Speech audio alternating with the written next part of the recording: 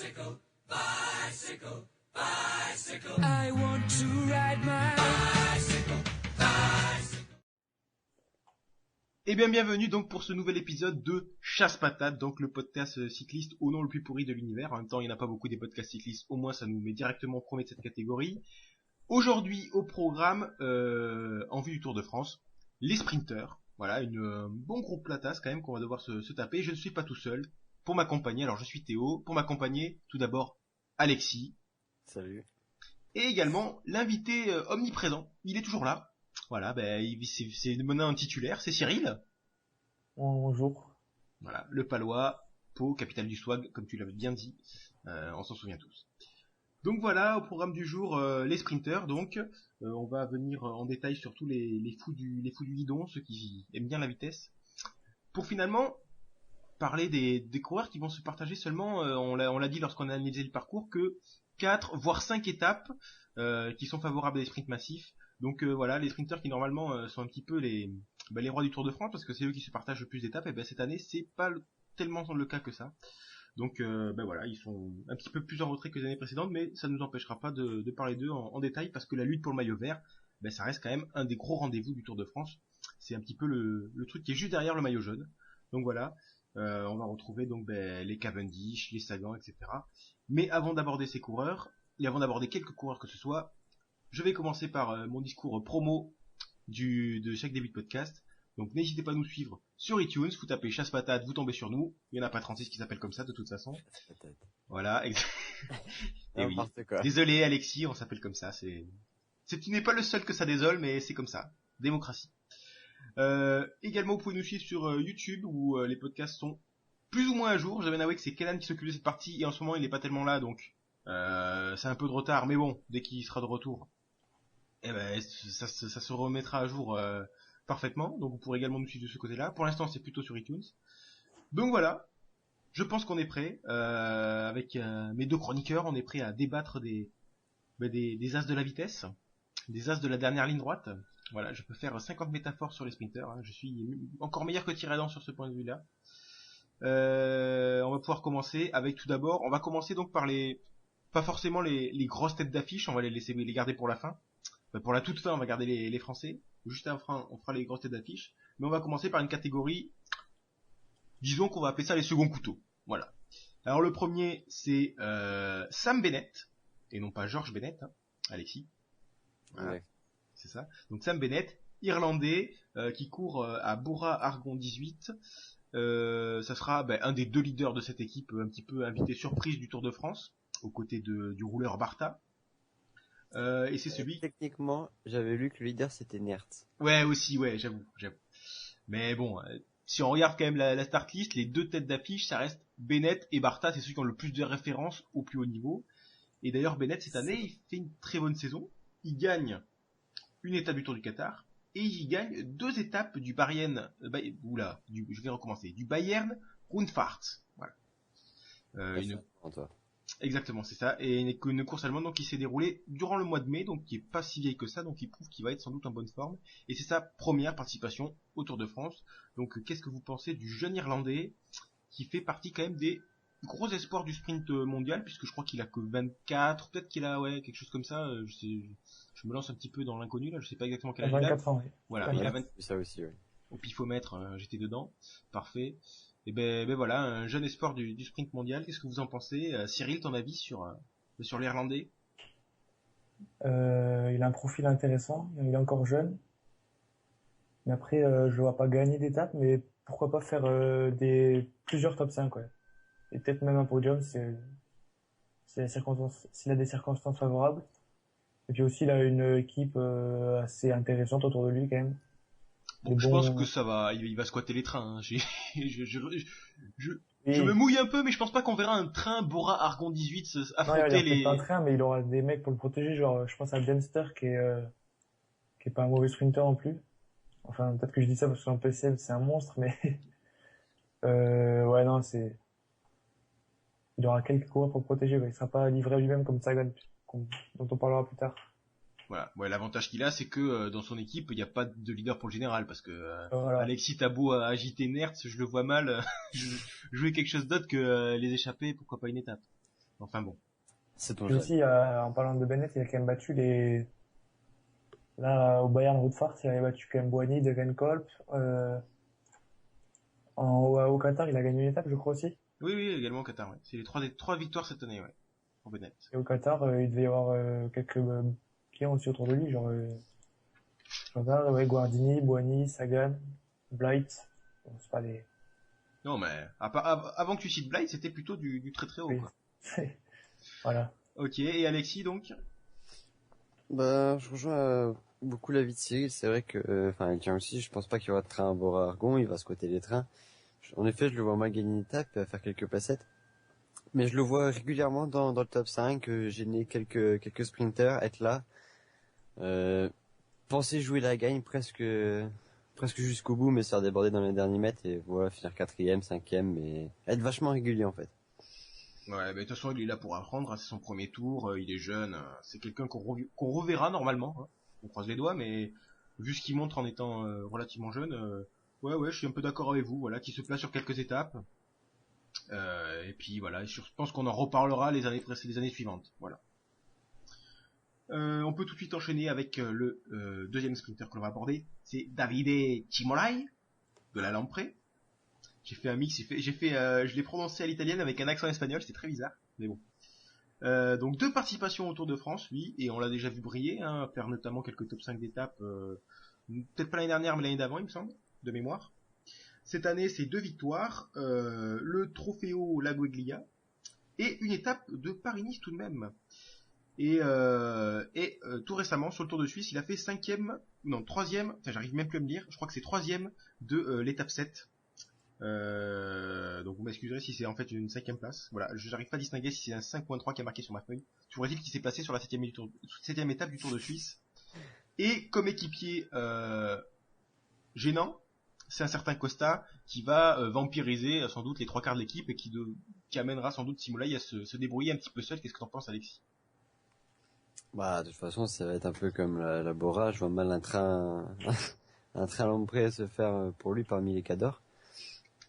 Oui, la Lamprey vient clairement pour Costa parce que dans l'équipe il y a quasiment que des grimpeurs. Donc C'est ça. au moins c'est clair. Mais Cimolai, bon après, certes, il a gagné sur Paris-Nice, mais bon, c'était quand même en mars, c'était un certain temps. Peut-être qu'il sera là sur quelques top 5, mais je le vois plus dans la deuxième moitié du top 10 en fait. Ok, Cyril, ton avis sur l'italien? Tu vois, c'est le genre de coureur, donc quand je pronostique une étape, je pense jamais à lui. Je sais qu'il est souvent placé. Du coup, ouais, il passe pas trop mal les bosses non plus. À Paris-Nice, il finit ouais, autour de Matthews, Nizzolo, Christophe. C'est des mecs, ouais, c'était pas non plus très dur, mais des petites bosses quoi. Puis aussi, Alexis, tu dis qu'il est pas forcément en forme cette année. Maintenant récemment, mais il a quand même fait 3ème, je vois, en Suisse. Derrière Christophe et Sagan. Ça confirme les dires de Théo qui sait plus que lire. Donc voilà, donc c'est 3ème, c'est ça? 3ème. En Suisse. Très bien. Bon, c'était un 3, donc je peux corriger sur ma feuille, très bien. Après, une étape assez compliquée aussi. Pour une Suisse, il n'y avait pas vraiment d'étape toute plate. Ok. Et Cyril, c'est dingue parce que ça fait 10 minutes qu'on est sur Skype avant de démarrer le podcast. Il y avait aucun son parasite et on lance le record et le mec, ça devient n'importe quoi. C'est la Verina chez lui quand il y a des... Bon, bref. Ah, c'était mon micro, désolé. Merci Cyril. Mais voilà, je vous rejoins carrément. Voilà, Simolai, effectivement, c'est un mec qui peut se placer. Je le pense, ouais, un petit peu comme toi, Alexis, entre la 5ème et la 10ème place. Je le vois pas forcément non plus se distinguer des masses. Je pense clairement que vu l'équipe qui est autour de lui, on verra pas l'organisation qu'avait affiché la Lamprey sur le Giro autour de Modelo, hein, c'est clair et net, hein, il gagne pour Costa. Donc voilà, je pense qu'il devra se débrouiller un petit peu seul et ça l'empêchera de monter très très haut, mais bon, de se placer, je pense pas, c'est quelqu'un qui peut faire un coup sur les quelques étapes pour sprinter. Effectivement. Donc ben voilà, on peut enchaîner avec une doublette maintenant, la doublette de MTN, à savoir Farrar et Edvald Bessenhagen. Donc Edvald Bessenhagen, tu ne connais pas ce coureur? C'est quand même étrange. Enfin bon. Alors on va commencer par qui? Ben, disons par Farrar, hein. Voilà. Le destin, et surtout le premier sur ma feuille, c'est Farrar, donc on va commencer par ça. 4 participations au Tour de France, une étape, Et sa dernière participation, c'était en 2012, donc ça remonte quand même. Et en 2015, il a fait quelques placettes en Californie, où on a vu Sagan briller de mille feux, et Cavendish également. Et cette année, c'est une 5e place sur la 2e étape de Tirreno, mais c'est vraiment pas des masses de performances de référence. Du coup, c'est un petit peu l'inconnu pour lui. Qu'est-ce que vous pensez de l'américain qui se fait vieux alors qu'il a, je pense qu'il vient à peine de fêter ses 30 ans, donc c'est un peu, 31. ouais, c'est un peu inquiétant pour lui. Cyril, t'as l'air de vouloir en parler? Depuis, je crois que c'était 2009, il avait gagné l'étape du Tour, ou 2010, J'aurais plutôt dit 2011 parce qu'il faisait un W avec ses doigts. peut-être 2011 du coup. Depuis cette année-là où il était vraiment très fort, il est vraiment descendu et c'est inexplicable un peu. Je sais pas trop ce qui lui est arrivé à lui d'ailleurs. Et Il a tourné ouais, une pub pour Garmin Slipstream et c'est tout. Ah bah, d'accord. performance référence, hein, comme on dit. Ouais, Alexis, Ouais. ton avis sur l'américain? Je crois que s'il avait pas terminé. Ah, vas-y Cyril, tu voulais rajouter quelque chose, excuse-moi. Non, en fait, c'est pas grand-chose à dire ce serait une surprise de le voir vraiment briller quoi. Après, ils lui ont fait confiance, donc peut-être je sais pas. Ok, Difficile à ok. dire. C'est un drôle Ouais. de, T'as l'air dubitatif. exactement. Alexis, est-ce que tu es aussi dubitatif que notre ami palois? C'est un peu le retour pour lui. Ça fait quand même longtemps qu'il est pas venu. Il a eu une sacrée baisse de résultats depuis, mais ils ont l'air, comme il a dit, de lui faire confiance. Il recommence à se placer un petit peu cette année. Je sais pas vraiment ce qu'il a fait entre 2012 et 2015. Mais bon, arriver à la MTN, c'est un peu un nouveau défi pour lui à 31 ans et ça peut peut-être l'aider. J'espère pour lui que ça lui réussira. Mais bon, c'est vrai que comme Cyril, je doute de le voir sur le podium, hein. Ouais, ben je vous rejoins exactement, hein. Pour moi, c'est vraiment la pente descendante de ces dernières saisons. Et puis même ce nouveau défi CMTN que tu décris, pour l'instant, on l'a pas vu des masses se distinguer, à part en Californie où il se place. Tirreno une 5e place sur la 2e étape, enfin, c'est une placette, hein, c'est pas non plus extraordinaire. Donc voilà. Pour moi, le seul espoir, c'est que ces placettes en Californie soit des indices d'une montée en forme, mais bon, j'ai des doutes. Voilà, ça fait longtemps qu'on l'a pas vu et ça m'étonnerait qu'on le voit vraiment très très haut sur le mois de juillet. Voilà, pourquoi pas une ou deux fois dans le top 10 sur des sprints qu'il arrive à bien négocier où il est bien placé, parce que voilà. Mais sinon, je ne le vois pas briller outre mesure. Je compterais plutôt sur son collègue Hagen, sur des arrivées plus difficiles. On va en parler d'ailleurs, de Hagen tout de suite. Cette année, c'est également sa 4e participation au Tour de France. Enfin, ou c'est sa 4e ou sa 5e, puisqu'il y a déjà 4 participations dans les bagages. Et 2 étapes. Donc voilà, même si c'était pas des étapes au sprint, hein, il faut le préciser, c'était des étapes en baroudeur qu'il a gagné. Et j'ai Skype chez moi qui s'est activé, bien sûr. Donc je désactive ça de suite. Petite erreur. Et cette année, 2015, c'est une étape du Tour des Fjords et quelques placettes également sur le Dauphiné, donc au mois de juin. Donc voilà, la forme est là pour le Norvégien. Qu'est-ce que vous en pensez, Alexis? Tu peux me répéter son nom? Tu prononces ça comment, toi? Edval Boesson Hagen. Le Boesson, peut-être Boesson. Comment vous Je sais dites? pas. Tout Poisson. à l'heure, tu nous as dit Besson-Hagen, c'est pour ça. Ouais, non mais c'est en fonction des phrases. Moi, ça change. D'accord. Je sais pas comment ça se prononce. Mais je suis aussi dubitatif que Cyril l'était pour Farah. C'est encore une fois, il se donne un nouveau défi. Il était emprisonné dans un rôle d'équipier à la Sky. Là, il est enfin leader. Est-ce que ça va lui réussir? Je sais pas vraiment parce que ça fait quand même un certain temps lui aussi qu'il a pas eu de gros résultats. Alors si je me souviens bien, à la Sky, il faisait 2e sur les champs, il gagnait des victoires sur le Tour. Enfin, il était vraiment là, quoi. Récemment, il est devenu champion de Norvège. Je sais pas si ça peut aider, si c'est une gain de confiance, un Disons renouveau avec la on plupart. pourra mieux l'identifier dans le peloton, quoi. Il aura un bon gros drapeau norvégien sur le dos, quoi. C'est ça, c'est déjà pas mal. Mais non, bon, on verra. Mais j'y crois pas trop non plus. Peut-être dans les échappées, comme ça, comme il faisait avant. Donc, moi j'y crois, mais je précise sur des terrains un petit peu accidentés. Sur des sprints plats, je pense qu'il sera débordé au niveau de la pointe de vitesse, mais se mêler au milieu de Sagan ou de Degenkolb sur des sprints un peu plus difficiles, moi j'y crois. Et j'ai oublié de préciser que dans l'équipe, en fait, il y a donc Farah Hagen, il y a également Van Rensburg, le sprinter sud-africain. Donc en fait, techniquement sur le papier, l'équipe MTN a un beau train. C'est dommage qu'il n'y ait pas vraiment une grosse individualité pour finir le travail, mais sinon le train est là. Donc pourquoi pas. Cyril, ton avis sur Hagen? Ben, pareil que toi, sur les sprints vraiment massifs, je le vois pas dans les 3 ou les 5. Mais dans les étapes plus compliquées et tout,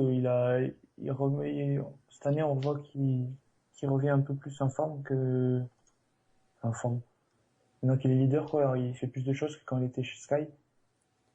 Sur le Dauphiné, il fait 3 top, 3 top 5. Tour des Fjords, il est aussi 3 top 5. En Norvège, je trouve que ça doit être pareil aussi. Du coup, je pense pas qu'il gagnera, mais je pense qu'il sera placé dans les étapes plus compliquées. Ouais. Ok, ok. Mais moi aussi, je le vois bien se placer parce que chez Sky, il n'avait pas l'occasion de se montrer puisqu'il était obligé de travailler. C'était un des gros travailleurs de l'ombre qui travaillait sur le plat, en montagne, puis il travaillait partout. C'était vraiment l'homme à tout faire.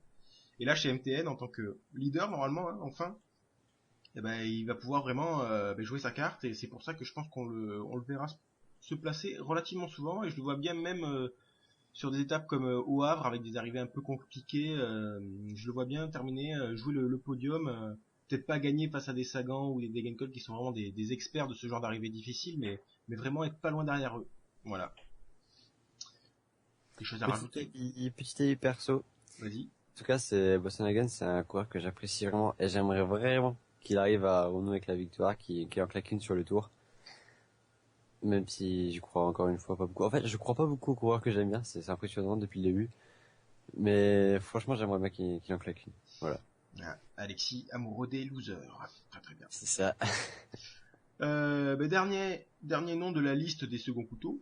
Mais est-ce vraiment un second couteau? C'est Michael Matthews de Orica Greenage qui fera sa première participation au Tour de France. Hein. C'est un petit moment historique pour lui. Mais il a déjà 4 GT dans les jambes avec 5 étapes en poche, si on ne compte pas les maillot rose et maillot rouge. Voilà, oui, mais si on ne compte pas les 5 étapes, sans compter les contre-la-montre par équipe. Donc ça fait quand même une sacrée performance, parce qu'il en a une ou deux de plus dans ces cas-là, je crois. Et cette année, c'est une très bonne saison. C'est une étape de Paris-Nice, c'est une étape du Tour du Pays Basque, et c'est une étape du Giro. Et oui, en effet, il doublera le Giro Tour. Et également une étape en Suisse, tout récent Tour de Suisse. Et autour de lui, il a une bonne petite équipe si on joue sa carte, ce qui semble être vraiment le cas, puisqu'il y a personne pour le général du côté des Orica, si ce n'est les Yates, mais ça m'étonnerait qu'on construise une équipe autour d'eux. Je pense qu'on va plus chasser les étapes, et puis les Yates se débrouilleront un peu comme ils veulent pour le général. Donc, je dénombre quand même Durbridge, qui est un sacré rouleur, également Gerrans, et il y a un dernier nom qui doit arriver dans la start list. On n'a pas la start list officielle pour l'instant. Il y a Mathieu Heyman comme un gros rouleur et Sven Tuft également, donc potentiellement un beau train. Par contre, Cyril, je reviens sur toi parce que tu nous as cité certains Kekler quand on a abordé les spécialistes des pavés lors du podcast précédent. Il n'est pas encore annoncé dans la start list Kekler. Hein. Moi, je le vois pas devant mes yeux. Alors, c'est pas la start list officielle que j'ai puisqu'il manque encore des noms et puis elle sera annoncée demain, je crois. Ouais, demain. Donc, oui, c'est vrai qu'on non plus, il est plus haut. Pour l'instant, Kekler, voilà, il est pas là. Donc, ça fait un équipier de moins potentiellement pour Matthews. Non pas qu'il en ait pas d'autres, hein. Gerrans, Tuft, Durbridge, j'ai dit, il y a quand même pas mal de mecs pour lui. Qu'est-ce que t'en penses, Cyril, toi, l'amoureux des Orica? Matthews, c'est un sacré coureur. Il a une bonne équipe. Après, il a pas tant d'étapes que ça vraiment pour lui, avec peut-être le Miro de Bretagne, juste parce qu'au niveau sprint massif, il est quand même moins rapide.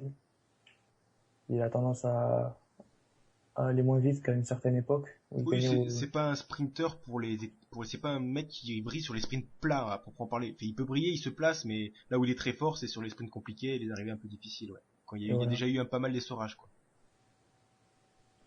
Du coup, il aura 2-3 étapes pour lui, quoi, je pense, surtout. Et peut-être que son équipe fera le ménage essaiera de visser dans les étapes où il y a des difficultés, assez loin de la ligne, histoire de fatiguer les autres sprinters pour lui donner plus de chance, mais D'accord.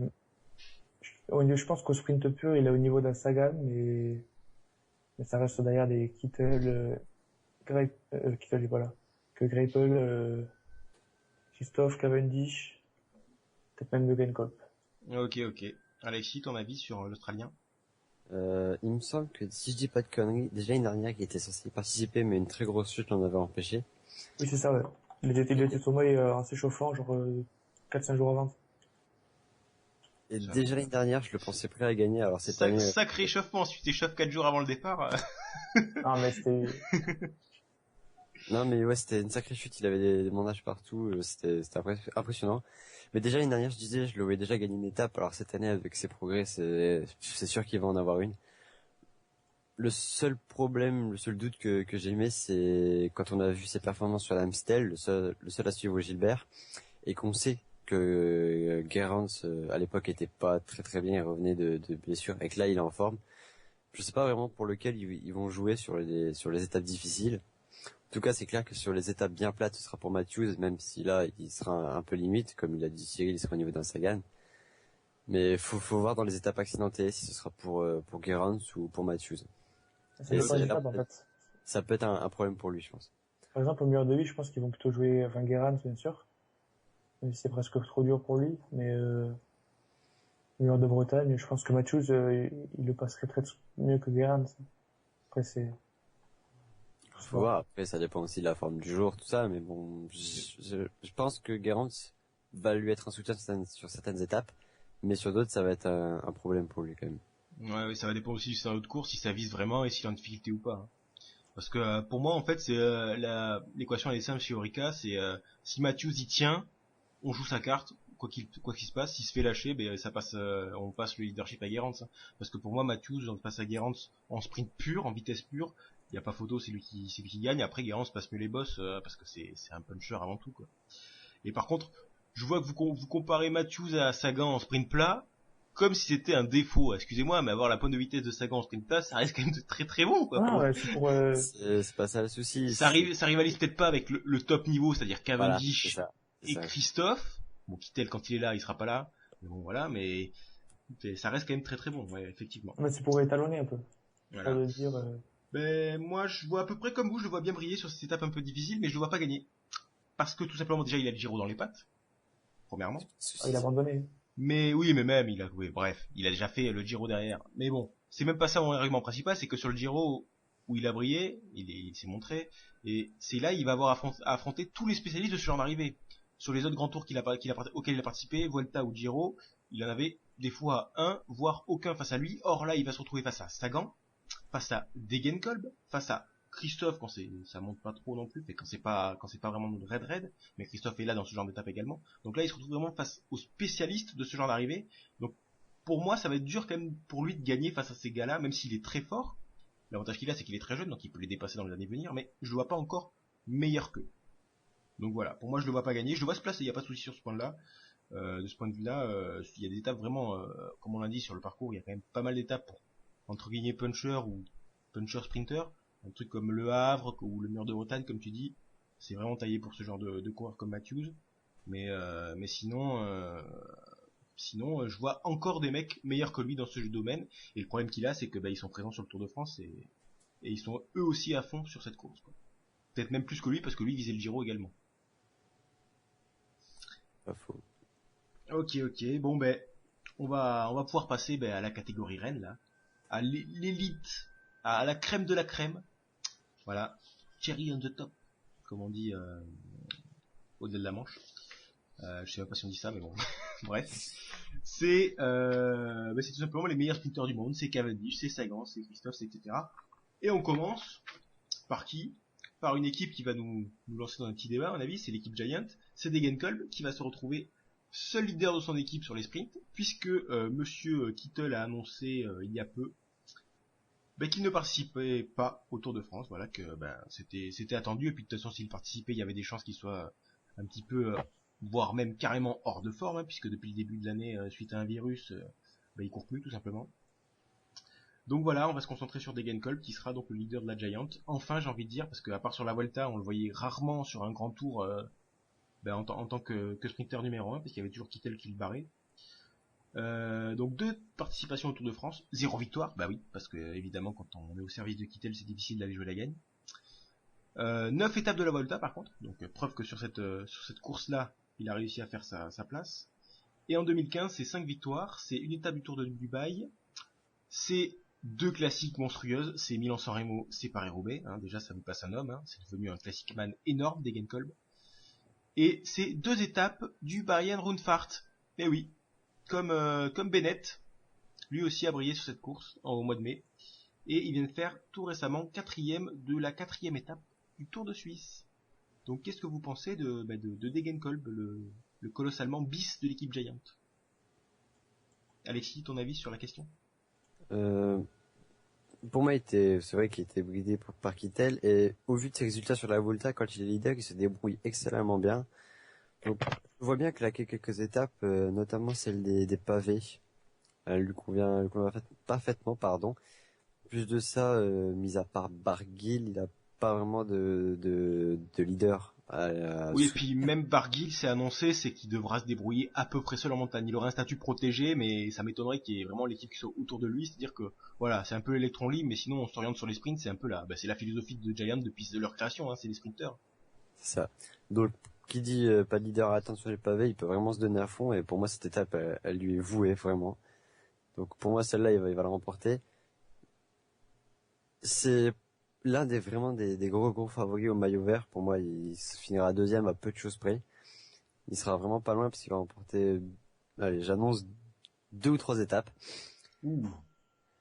Franchement, je le sens bien. Ça va être le Kittel en puissance. Il aura peut-être pas justement un Degenkolb pour le lancer comme Kittel l'avait, mais il arrivera parfaitement bien à se débrouiller pour moi. Alors pour le lancer, je peux te le dire de suite, il a Dumoulin en tant qu'équipier pour rouler, faire un joli train, un des meilleurs sprinters de la planète, rouleurs de la planète, pardon. Et en tant que, à mon avis, dernier étage de la fusée, fait logiquement quand on regarde l'équipe Giant, c'est Sinkeldam, le Hollandais, qui est un jeune et beau sprinter, qui peut encore, à mon avis, beaucoup progresser, mais qui pour l'instant va avoir un rôle de poisson pilote. Je regarde vite fait qui c'est qu'il y a d'autres. Après, il y a des habitués des trains de Cort, Curvers, des mecs qui roulent bien, qui n'ont pas forcément des points de vitesse de ouf, mais qui peuvent faire le boulot dans les derniers kilomètres. Cyril, ton avis sur Degenkolb? Je sais que tu as un pronostic sur lui. Mais moi, je crois en lui pour qu'il finisse maillot vert de ce Tour de France. Donc, je trouve que que c'est plutôt positif que Kittel soit pas là pour lui, même pour l'équipe, parce que Kittel, vu la saison qu'il a fait, c'était un gros risque que de l'amener sur le Tour de France. Ensuite, Degenkolb, les difficultés, il les passe pas trop mal. Au niveau sprint massif, il peut accrocher peut-être pas des victoires face à Cavendish, Greipel, quoique, mais pourquoi pas. Mais les endroits, certaines étapes où Cavendish et Greipel coinceront dans les difficultés, lui sera toujours là, je pense. Donc ouais. Et aussi l'étape des pavés où c'est pas trop une course de mouvement et qui réussit à contrôler plus ou moins. Ça peut être une étape sur un plateau pour lui. Donc ouais. John Degenkolb, j'ai confiance en lui. Ainsi que pour les championnats du monde, mais ça, c'est plus tard. Ouais, ça sera plus tard. Ça couronnera une énorme saison. Pourquoi pas. Gros pronostic du coup, maillot vert pour Degenkolb pour toi. Alors l'étape sur les pavés, vous dites que c'est taillé pour lui. En effet, il fait partie des gros favoris. Ça se termine dans un sprint à comité réduit, enfin dans un sprint et qu'il est là. Mais il faut pas oublier Sagan et surtout Christophe également. Hein. Vous me dites que c'est destiné à lui, il y a marqué son nom dessus. Voilà, Christophe aussi, il a marqué un peu les deux noms quoi, hein, sur l'étape. Hein. Ouais, mais si on se souvient bien de Paris-Roubaix, Degenkolb l'a gagné certes au sprint, mais bien avant ça à la tactique. Il a joué très intelligemment. Il a été monstrueux surtout sur Paris-Roubaix. C'est hallucinant. Il prend ses bols et il sort pour aller chercher les deux mecs qui sont devant parce qu'il veut pas le même scénario que l'année d'avant. Enfin, c'est vraiment, il a été incroyable sur Paris-Roubaix, ça je reviens pas dessus. Mais Paris-Roubaix c'était il y a quelques mois quand même. Là, on n'est pas tout à fait sur la même, surtout on n'est pas sur la même difficulté de course. Je suis d'accord. C'est un mini Paris-Roubaix, il y a que 6 secteurs pavés. Ça sera moins sélectif, qu'on le veuille ou non, que Paris-Roubaix. Ça n'empêche que si jamais la course se décante, qu'il y a des attaques de partout, je pense qu'il s'en sortira bien mieux que Christophe ou Sagan, qui sont pas moins intelligents, mais au niveau de la science de course, qui analyse peut-être moins. On a bien vu que Sagan sur les pavés, c'était pas non plus énorme. Ouais, bah Sagan, l'avantage qu'il aura, c'est que son équipe devra s'occuper de Contador. En plus de ça. Et puis Christophe également avec Rocky Rodriguez. Même si à mon avis il aura un petit peu sa chance. Enfin, je sais pas comment ils vont gérer ça du côté des. C'est un petit peu toujours l'élément inconnu sur des équipes où on a à la fois un sprinter et à la fois un mec pour le général. On sait pas trop sur quel pied danser sur ce genre d'étape un petit peu. Sachant que ce sont 2 sprinters et 2 très bons classicmen, je pense qu'il vaut mieux sacrifier cette étape des pavés pour eux et aider ton leader au général et après remporter des sprints. Enfin, essayer du moins. Ça me paraît plus intelligent. Enfin, Ouais. Degenkolb, lui, il aura, quoi qu'il arrive, le soutien de son équipe Personne. sur ça, Seul. quoi.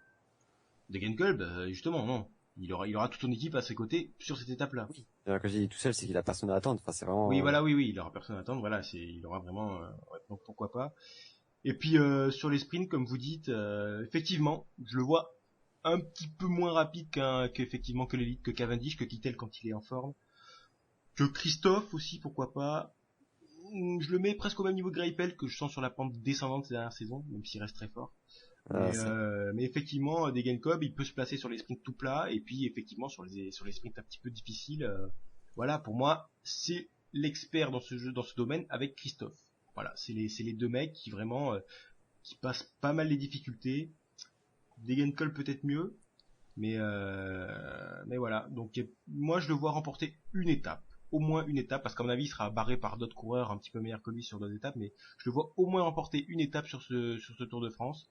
Pourquoi pas, je sais pas, l'étape du Havre ou l'étape des pavés, une étape un petit peu avec beaucoup de cul, l'étape pourquoi pas de la cinquième étape qui arrive à Amiens. Là, on a eu un beau débat sur au moment où on a abordé le parcours pour savoir si ces coups de cul allaient fatiguer des coureurs ou pas, mais pourquoi pas fatiguer un Cavendish et un Greipel qui passe pas si bien que ça ces coups de cul.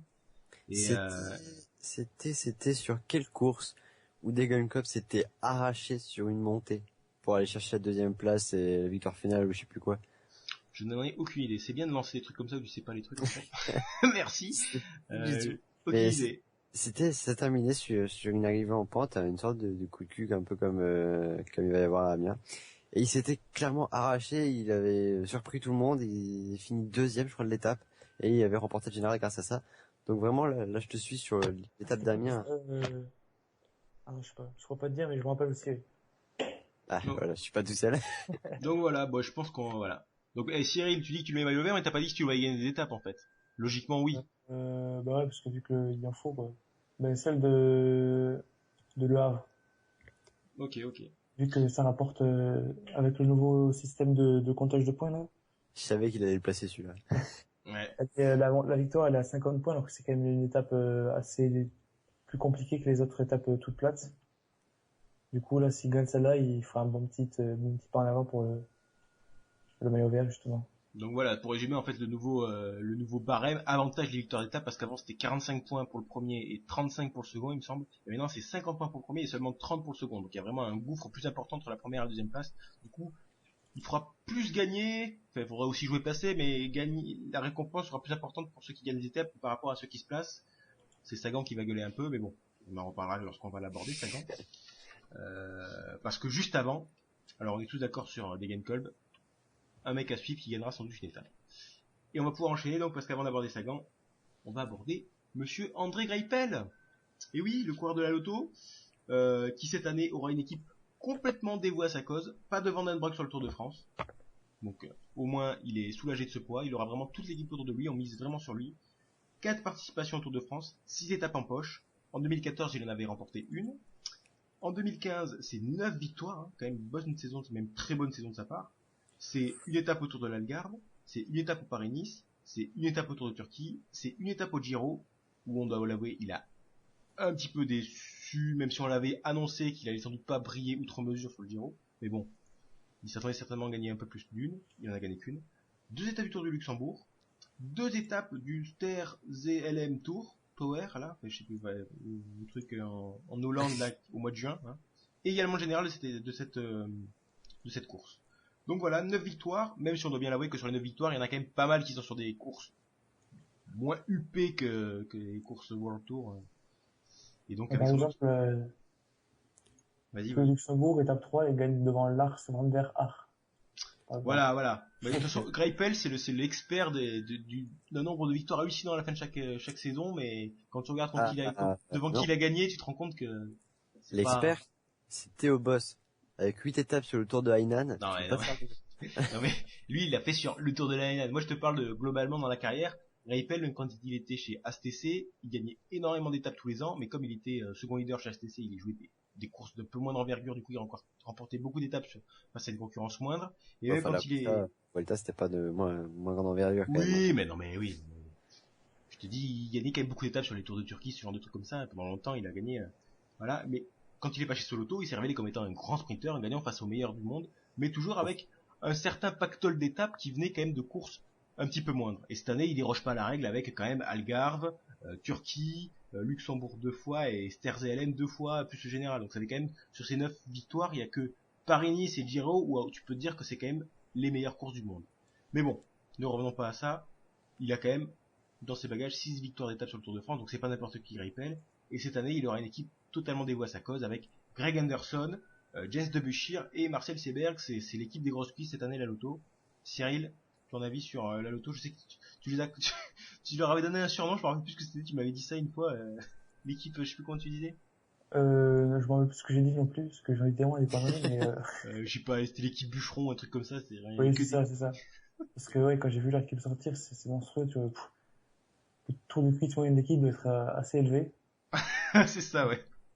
Parce que là, même si Greipel joue aussi dans la pente descendante, il gagne, il y a encore 2-3 ans, il était vraiment impressionnant, même l'an dernier. Cette année, je le trouvais décevant, vraiment, autour des Italiens et tout. À chaque tape cul, il rétrogradait et tout. Du coup, je pense qu'il écrasera moins le Tour de France. Enfin, écrasé. Il gagnera moins, mais je pense quand même qu'il en gagnera une, parce qu'avec une équipe comme ça, quand t'as Bach, De Gent, Ansel, Anderson, Zibeler et compagnie, Ouais. Puis, c'est un collectif qui est rodé, quoi, donc, effectivement, ouais, ils font ça depuis des années, là, le train à l'auto, il a pas vraiment changé ces dernières années, donc c'est vraiment, ils s'entendent parfaitement, ces gars-là. Et puis tu dis qu'ils passent pas un coup de cul, du coup, ça réduit les étapes qu'il peut prendre, puisque du coup, voilà. il y en a pas mal qui sautent. Moi, je vois que la deuxième étape, à Zélande, potentiellement, celle de Fougères, ouais, la septième, et après, les champs, quoi. Du coup, Je vois bien gagner à Fougères, moi. faut pas qu'il se rate. Ouais, il aime bien les bennes un peu dégueulasses, quoi. Non plus. Voilà, Fougères, des trucs comme ça, une petite Et étape. tout le respect que j'ai pour les habitants de Fougères, mais bon, quand même. C'est pour Greipel, en fait. Quand on habite Tarbes, Ouais, non, mais Fougères, c'est plus pourri comme nom que Tarbes, quand même. Tarbes, c'est juste moche comme ville. Alors que Fougères, c'est le nom qui, je sais pas, c'est très Tarbes. joli s'il faut Fougères, mais bon. Ah, ce sera son étape. Et le nom, c'est pas mieux. Surtout que j'ai pronostiqué une grosse chute pour l'étape de Fougères, donc, Ah oui, c'est vrai, ouais. il en profitera et il gagnera. Ah ouais, pourquoi pas. Ah, je le sens bien, là, Greipel en, en raton, enfin pas en raton, mais en mec qui arrive à éviter la chute et qui peut pourquoi pas, Ah ouais, c'est ça. Je valide ce scénario, tu vois, personnellement. Les gens normaux pronostiquent des vainqueurs, c'est le pronostic des chutes massives. Ah Parce ben, que quand on a fait dans le précédent podcast sur le parcours, Fougères, c'était vraiment l'étape où il y avait le moins de choses à dire sur toutes les étapes du Tour, je pense. Du coup, t'as inventé. Et du coup, je me suis dit que en général, dans chaque Tour de France, l'étape où il y a le moins de choses à dire, c'est que au final, il y a une grosse chute et on en parle quasiment autant qu'une étape de haute montagne. Voilà. pas faux. C'est pas faux, ouais, c'est ça le pire. Alexis, ton avis sur le gorille, comment on le surnomme? Vous avez tout dit, hein. Franchement, il est sur la pente descendante. Je t'avoue que je connais pas exactement l'âge qu'il a, ni dans combien de temps il prend sa retraite, mais d'ici 2 ans, 3 ans, ça va être plutôt... C'est 33, 34, un truc comme ça. Il 32, est 32, 33, ok. à mon avis, il va plutôt se mettre au service de Debuchy et Buckman, qui, au contraire, eux, sont sur une pente ascendante assez énorme, quand même, je trouve. Non, mais c'est sur le Tour de France, là, ou dans le futur? Dans le futur. Ah, mais d'accord. justement, parce que là, ils vont l'aider, genre, une dernière fois, tu vois. Ah ouais, toi, t'es quand même t'es vachement pessimiste sur le Greipel, quand même, toi. Hein. Ok. Cette année, franchement, comme l'a dit Cyril, c'était vraiment décevant. Non, mais c'est vraiment dans 2-3 ans. Mais là, je le vois même pas gagner une seule étape. Il a gagné son étape du Giro, c'est bien, mais sur le Tour, il fera pas grand-chose. Je pense que ce sera l'un des coureurs les mieux amenés, ça c'est clair, parce que vu le train qu'il va avoir, c'est énorme. Mais il va rétrograder au fur et à mesure quand ça va être l'accélération des gros cylindrés. Il va rétrograder petit à petit et finir 3e, 4e, truc comme ça. Ça va être le mec qui est toujours sur le podium, mais jamais vainqueur. Ça va être le deuxième Sagan. Ok. Sans le maillot vert.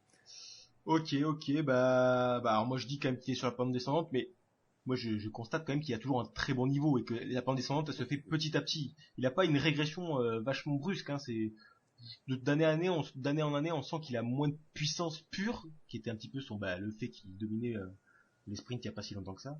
Mais ça reste quand même un très bon sprinter et franchement, ça m'étonnerait qu'on le voit un jour au service de quelqu'un, très sincèrement, hein, Alexis, hein, à mon avis, il jouera sa carte jusqu'à la fin de sa carrière.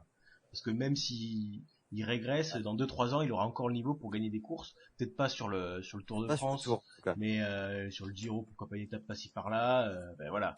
À mon avis, Pourtant, c'est assez bête parce que quelqu'un de son niveau, de sa trempe, si justement il mettait son expérience au profit des jeunes sprinters de son équipe, ça pourrait être assez énorme pour eux.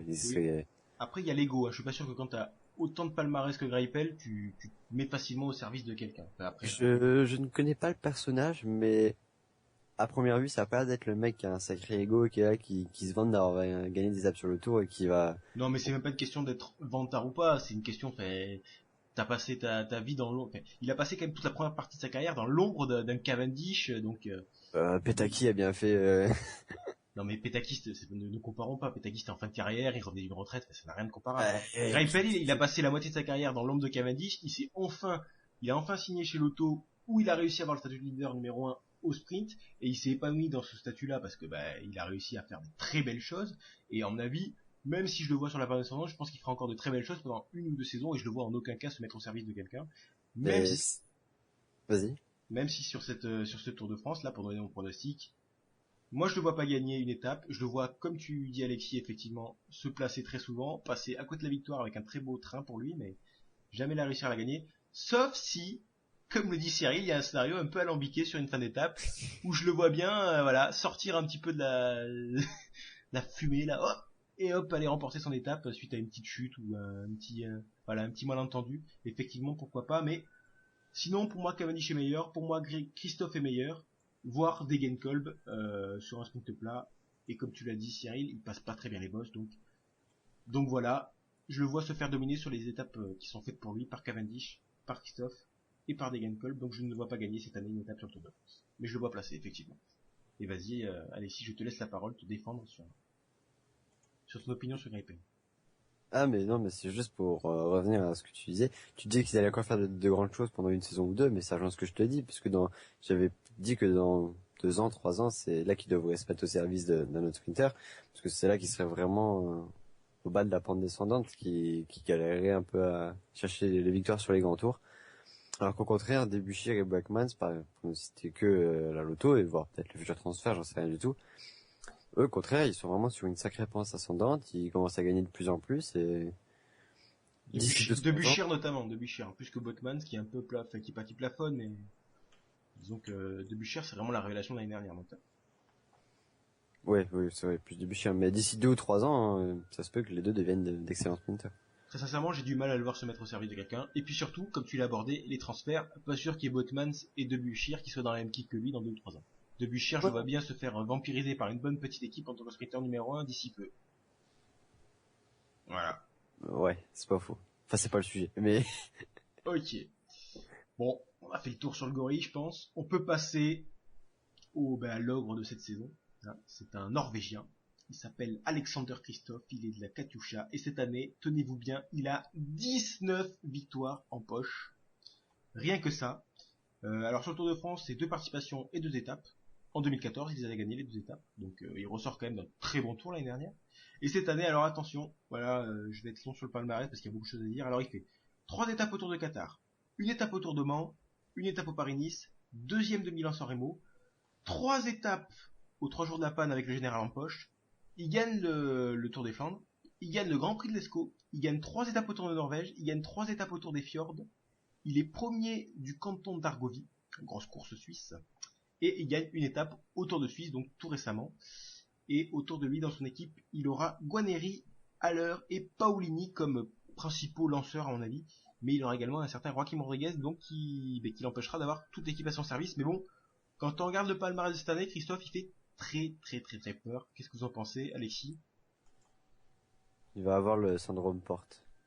Ah. Le syndrome du j'ai tout gagné toute la saison et pour mon grand rendez-vous, je me foire. J'aime le nom de ce syndrome, il est parfaitement adapté, effectivement.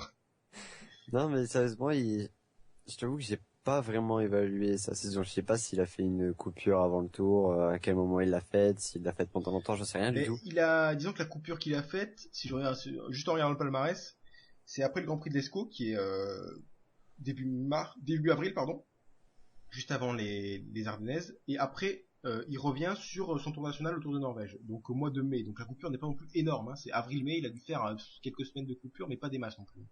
C'est ça. Donc à mon avis, il est en forme peut-être pas trop tôt parce qu'il fait un excellent début de saison. Ça c'est clair, c'est le meilleur début de saison de tous les coureurs cyclistes 2015. Mais Effectivement, ouais. justement, c'est un peu trop énorme et il va payer ses efforts, je pense. Ok, Bon ok. après, c'est pas de la montagne non plus. Il faut être à fond en troisième semaine comme c'était Oui, pour voilà, Porte. disons que le côté forme est moins un facteur prépondérant chez les sprinteurs, où c'est plus sur c'est pas le physique qui compte, c'est le physique intensité, pas le physique. C'est pas pareil que pour les grimpeurs où là l'état de forme est juste le Tu vas te principal, sentir. voilà, le truc primordial que tu dois avoir, être en forme. Alors que chez les sprinteurs, tu peux faire des résultats tout en étant pas à fond. À savoir si. Mais oui. Mais enfin, c'est vraiment juste pour dire qu'il sera pas aussi stratosphérique au début de saison. Et s'il en gagne une, à mon avis, ce sera déjà pas mal. D'accord, ok. Cyril. Alors, Christophe, c'est que avant le Tour de Suisse, c'était quand même un type, je crois que sur, on va dire, 30 jours de course, je dis ça au hasard, mais sur 30 jours de course, il avait 20 top 5 presque. C'était monstrueux. Au Tour de Suisse, c'est un peu calmé parce qu'il y avait de la montagne et des étapes plus compliquées. D'ailleurs, au Tour de Suisse, on a remarqué il avait un peu de mal, sauf ouais, il fait quand même troisième et premier d'une étape, mais avant ça, quand Oui, c'était oui, c'était quand pas, c'était plus dur, disons, il s'accrochait pas, quoi. ouais, c'était pas le mec qui a le plus brillé sur le Tour de Suisse, effectivement, parmi les sprinteurs présents là-bas. Il n'y en avait pas des masses, mais il y en avait quelques-uns quand même, ouais. D'ailleurs, ça veut dire qu'il est il est dans une phase de reprise, donc qu'il va arriver très fort sur le Tour de France. Ou alors ça veut dire qu'il est, comme disait Alexis, qu'il en a marre, qu'il est fatigué, quoi, mais c'est difficile à dire, mais selon la forme, s'il est en grande forme, il peut en claquer deux ou trois. Sinon, il peut en claquer une. Je pense il pourra quand même en gagner une parce que les étapes intermédiaires où Cavendish aura du mal à passer les bosses, mais où Sagan et Degenkolb n'arriveront pas à l'éliminer, il sera là. Ok, ok, bah, je te rejoins exactement sur ce constat, effectivement, l'état de forme, à mon avis, il a effectivement beaucoup couru, mais bon, c'est un sprinter, hein, c'est pas pareil que les grimpeurs, donc il peut quand même briller sur le Tour de France malgré qu'il ait eu un gros calendrier avancé en début de saison. Pour moi, c'est pas ça qui va vraiment l'empêcher. Après, à savoir si la forme sera vraiment là. Je pense qu'elle le sera, donc, mais voilà. Je pense que la concurrence sera également plus en forme que ce qu'il a eu à affronter en début de saison. Je pense qu'un mec comme Cavendish n'est jamais à fond sur son début de saison, si ce n'est peut-être sur Milan-San Remo quand il pensait encore pouvoir le gagner. C'était il y a quand même quelques années. Là, je pense qu'il s'est un peu résolu au fait qu'il y avait meilleur que lui dans ce domaine, avec l'émergence de mecs comme Christophe, comme Degelcom qui passent beaucoup mieux les bosses que lui.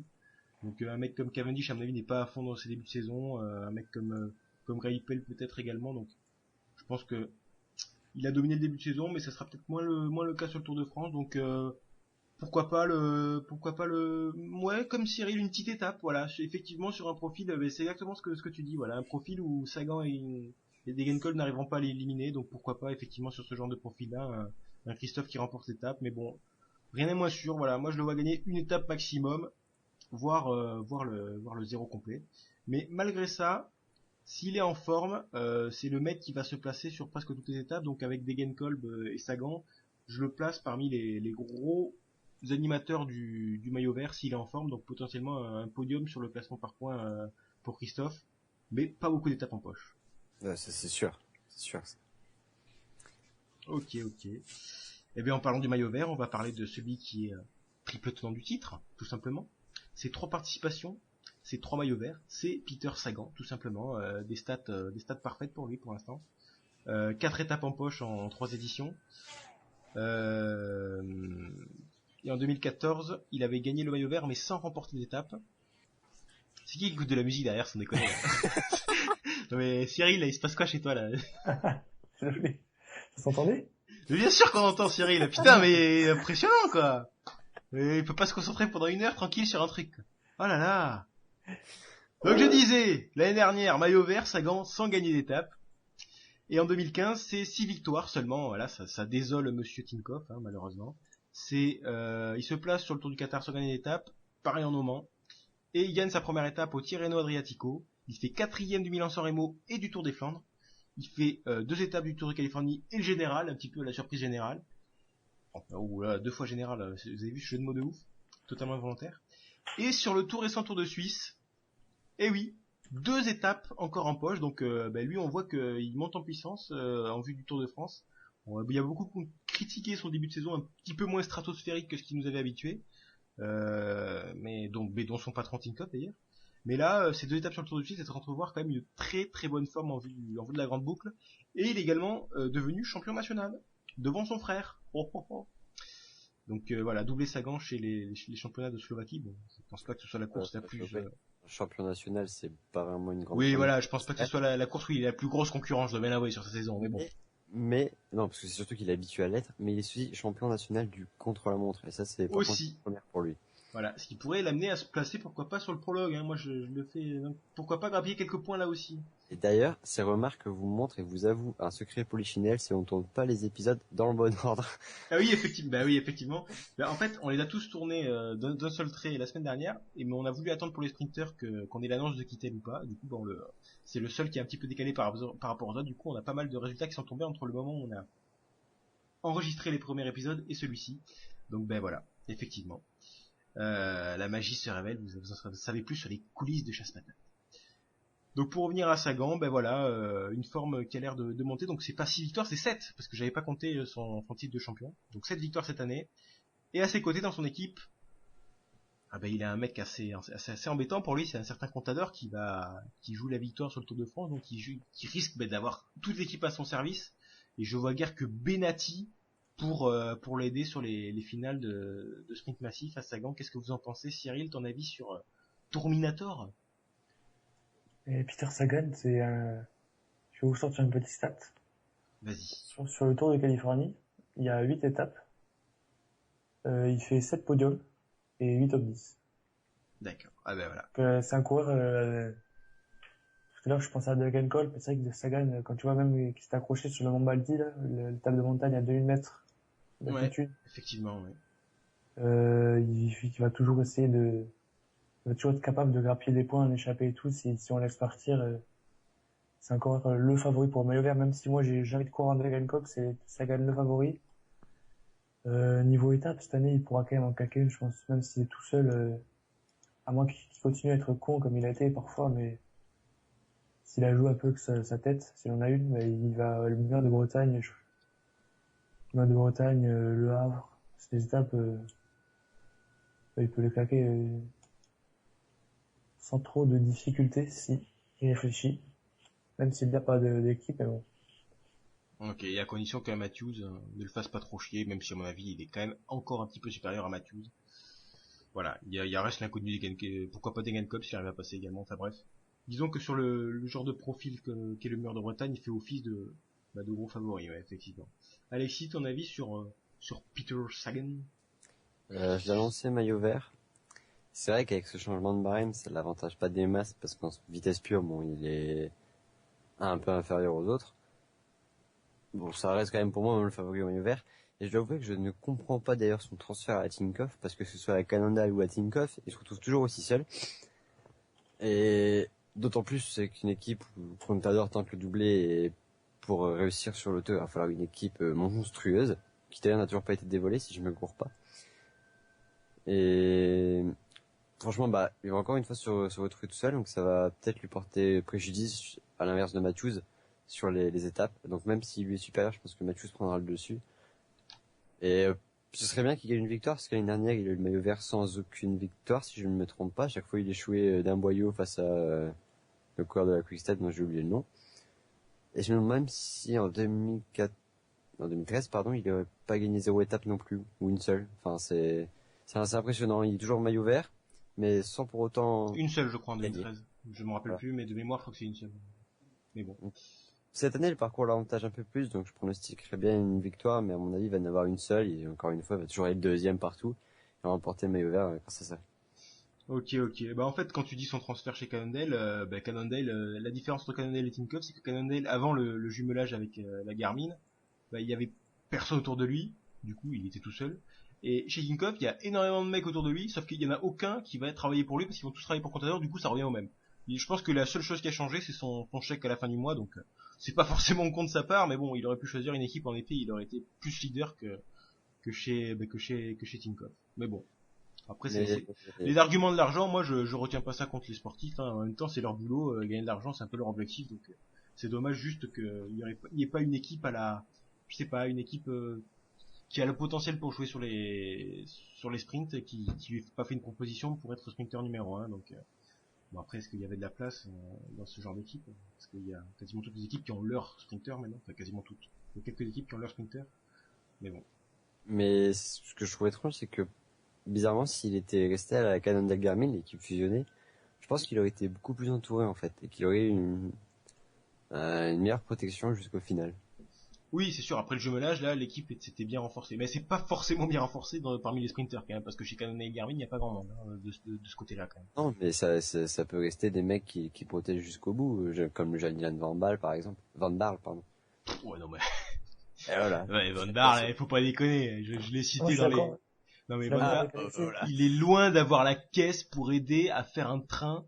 Ah non, le protéger déjà, c'est pas mal. Vous n'avez pas protégé, mais oui, non mais pareil. Je suis d'accord avec Alexis que Sagan. Mais même David Moncoutier sur l'étape de plaine peut protéger Sagan par un 40 bornes, mais reste à voir lesquels 40 bornes, les 40 premiers ou les 40 derniers, c'est ça qui fait toute la différence. Moi, Dylan Van Baarle, il peut le protéger pendant 100 km, mais s'il le protège pas pendant les 50 km avant la ligne d'arrivée, il ne sert à rien. C'est là qu'il faut le protéger, Sagan. Ce que dit Alexis, mais je rejoins parce que à sa place, moi je serais resté chez Cannondale. Admettons, on voit l'équipe Cannondale qui a sur le tour, on prend juste celle qui est éliminée, les 9 là. Il y a Christian Coren, il est slovaque aussi. Il était déjà, non, il est slovène. Il était déjà là quand il y avait que Cannondale. Oui, mais en tout cas, lui, on l'enlève, on met Sagan à la place. Et, Sagan, il a Langeveld, Van Baarle, Haas, Navarro-Doskas. C'est Bauer, c'est pas mal. Ouais, Navarro-Doskas, ça passe aussi, ouais. Mais bon. Non, mais est-ce que le jumelage entre Cannondale et Garmin s'est fait avant que Tinkoff ait eu et signé le contrat, mais pas signé, mais ait eu l'accord avec Sagan? Enfin, c'est savoir l'ordre dans lequel c'est fait. Même si à mon avis un jumelage ça fait quand même bien en amont, donc peut-être qu'effectivement ils étaient déjà au courant, je sais pas. Bon, après il y a l'argent hein, aussi, hein, faut pas se leurrer. Hein. Tinkoff, à mon avis, la paye qu'il a là-bas, elle est bien mieux que celle qu'il avait chez Cannondale, même si c'était déjà à mon avis très bien payé vu ses résultats, mais. C'est clair. Voilà. Avec Tinkoff, non, ça doit pas être un souci. Et par contre, je te rejoins pas, Cyril, quand tu dis qu'il est bête, Sagan. Enfin, après, il est pas bête, il est trop. Non, mais par rapport au cyclisme moderne. Non, mais le personnage qui est un petit peu en envie de lui défoutre des bas parce qu'il fait quelques conneries, parce qu'il est jeune. Moi, j'aime bien ça. Oui, voilà. C'est en course, ce que je disais. En course, il a tendance à trop être. Mais moi, en course, je te rejoins pas. Je trouve qu'il joue plutôt très bien. Le fait est qu'en fait, il joue très bien, mais avec les moyens qu'il a, c'est-à-dire pas d'équipier. Donc, il fait ce qu'il peut, mais en même temps, c'est pas Superman, quoi. Il est impulsif. Ça aussi, ouais. Bah, justement, je le trouve pas impulsif, je le trouve très réfléchi. Moi, je trouve que justement, les rares fois où il attaque, c'est vraiment quand il a plus que ça à faire. Il doit vraiment marquer des mecs, donc il les suit, il va jusqu'au bout.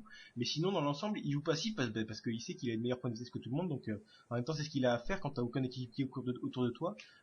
Pour faire rouler le peloton, c'est que tu la joues passif, t'essaies de te faire oublier, quoi. Moi, justement, je le trouve très intelligent sur son vélo, Sagan, et le fait qu'il ait aussi peu d'étapes dans la poche sur le Tour de France, c'est en premier lieu à cause de son équipe, et peut-être également à cause du fait que même s'il fait partie des meilleurs du monde dans quasiment beaucoup de domaines du vélo, les pavés, les sprints, les punchers un petit peu moins, mais il reste très très bon. Il y a toujours un ou deux mecs qui sont devant lui, et sur le Tour de France, c'est un ou deux mecs qui sont toujours là, et donc à chaque fois ils vont lui prendre l'étape.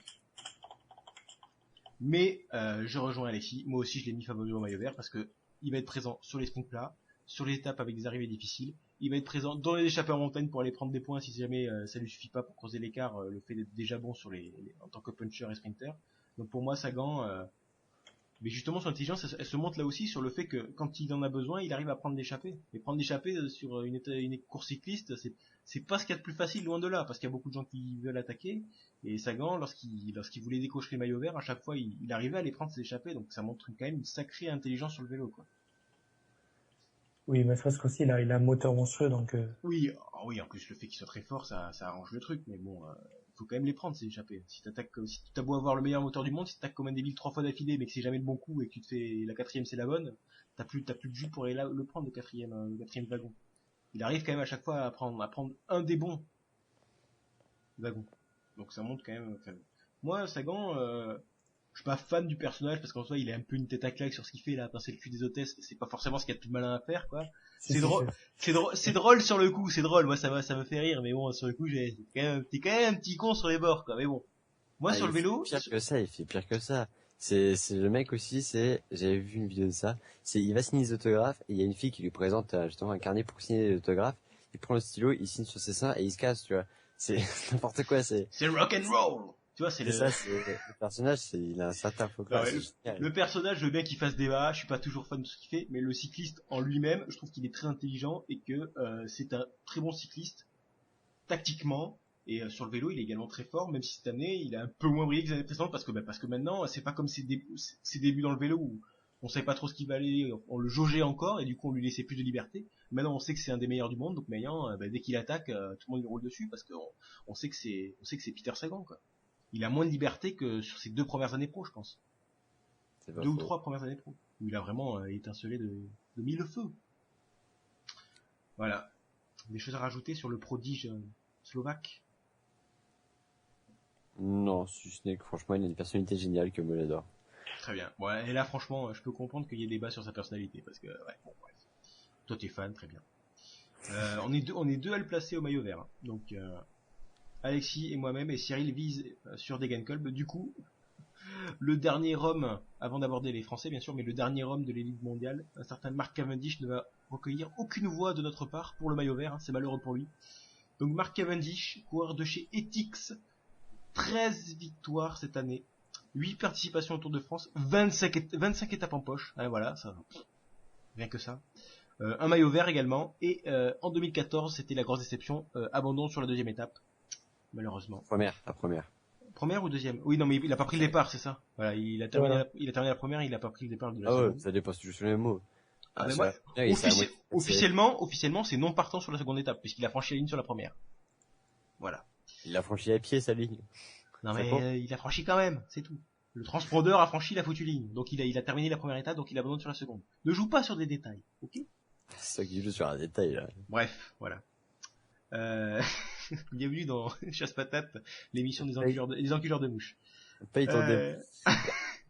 Donc je vais réussir ou pas à faire son palmarès 2015. Alors ça y est.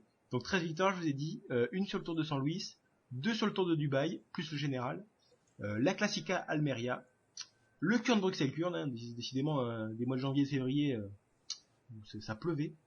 3 étapes sur le Tour de Turquie, 4 étapes sur le Tour de Californie, et en Tour de Suisse, il s'est pas vraiment montré, il a fait 6ème de la 6ème étape, mais c'était pas non plus extraordinaire.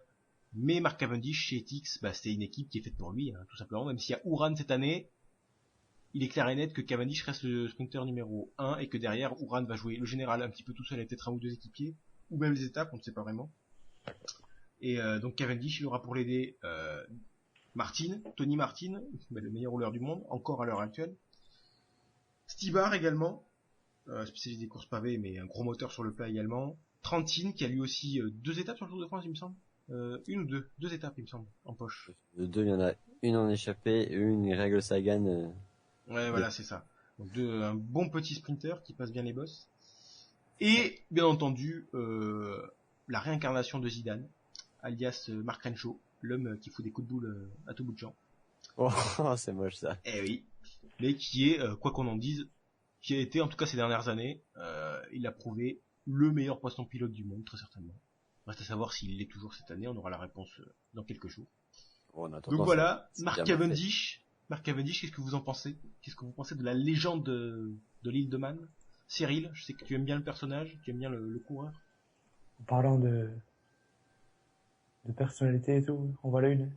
Ouais, effectivement. Cavendish, c'est l'homme qui gagne ou qui tombe. Et cette année, il gagnera. C'est un homme binaire, donc. Il n'a que 2 actions possibles. Non, mais je vois pas le rapport avec sa personnalité quand même. Si, il aime pas perdre, donc quand il voit qu'il perd, il prend des risques inconsidérés et il finit le cul par terre. D'accord. Et cette année, je le vois pas tomber parce que cette année, il a une grosse équipe. La forme, je pense qu'il va l'avoir. Parce que oui, sur Tour de Suisse, il fait pas super résultat. C'était quand même des étapes toutes compliquées. Et celle où il fait 6ème, c'est parce qu'il a pris aucun risque. C'était un jour où il pleuvait et que le final était dégueulasse, comme à peu près de tous les jours Tour de Suisse. Du coup, Cavendish, vu qu'il y a, on va dire, 5 étapes, je pense qu'il y en a 3 qui gagnera. Waouh, gros pronostic. Pour le nom des étapes, il y aura celle de Zélande, La deuxième. celle de Amiens, on va dire, et puis celle de Paris. J'ai envie de le revoir gagner sur les champs, ça me manque.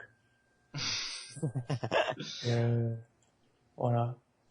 Ok. Je te rejoins sur le fait qu'en effet, en Suisse, les étapes étaient assez compliquées, donc ça explique le fait qu'il ait pas brillé outre mesure. Ça m'inquiète pas, personnellement, ça m'inquiète pas vraiment ces résultats sur le Tour de Suisse. Ouais, c'est ce que j'allais dire justement. J'attendais que tu me parles de tous les sprinters pour pouvoir tirer une conclusion, mais sur le Tour de Suisse, aucun sprinter n'a brillé. Si ce n'est Christophe qui en remporte une. Et Sagan qui en remporte 2, mais c'est parce que les étapes étaient difficiles. Ouais. Voilà, mis à part ça, pas vraiment, enfin si, le Tour de Suisse reste une référence, mais au niveau des sprints, bon, ils sont un peu tous foirés. Mais je rejoins Cyril. Pour moi, Cavendish, il va en gagner 2 ou 3, c'est impératif, c'est Cavendish, voilà.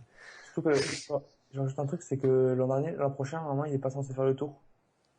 Parce Ah. que c'est l'année des JO, il avait dit qu'il voulait faire la piste. Je sais pas où ça en est, mais je crois qu'il avait dit ça, donc Ouais, c'est pas faux. il va arriver motivé, peut-être encore plus par ça. T'aimes beaucoup cet argument, arriver motivé, toi, non? C'est Ouais. ça. C'est parce qu'il est anglais. Donc comme il est anglais, il est motivé, c'est ça. C'est ça. Non, mais ouais, Là, effectivement. je vérifie les étapes, parce que j'aurais bien aimé le voir en jaune, mais ça va me paraître compliqué quand même. Non, il y a le prologue, Ouais, malheureusement. non, le prologue, même s'il y a le retour des bonifications, Ouais, à moins qu'il s'arrache sur le prologue et qu'il perd Ah, mais c'est trop moins long, de... c'est trop long. Ouais, 14 ans, mais... ouais, c'est un non, peu non, difficile pour lui de perdre moins de 10 secondes, quoi.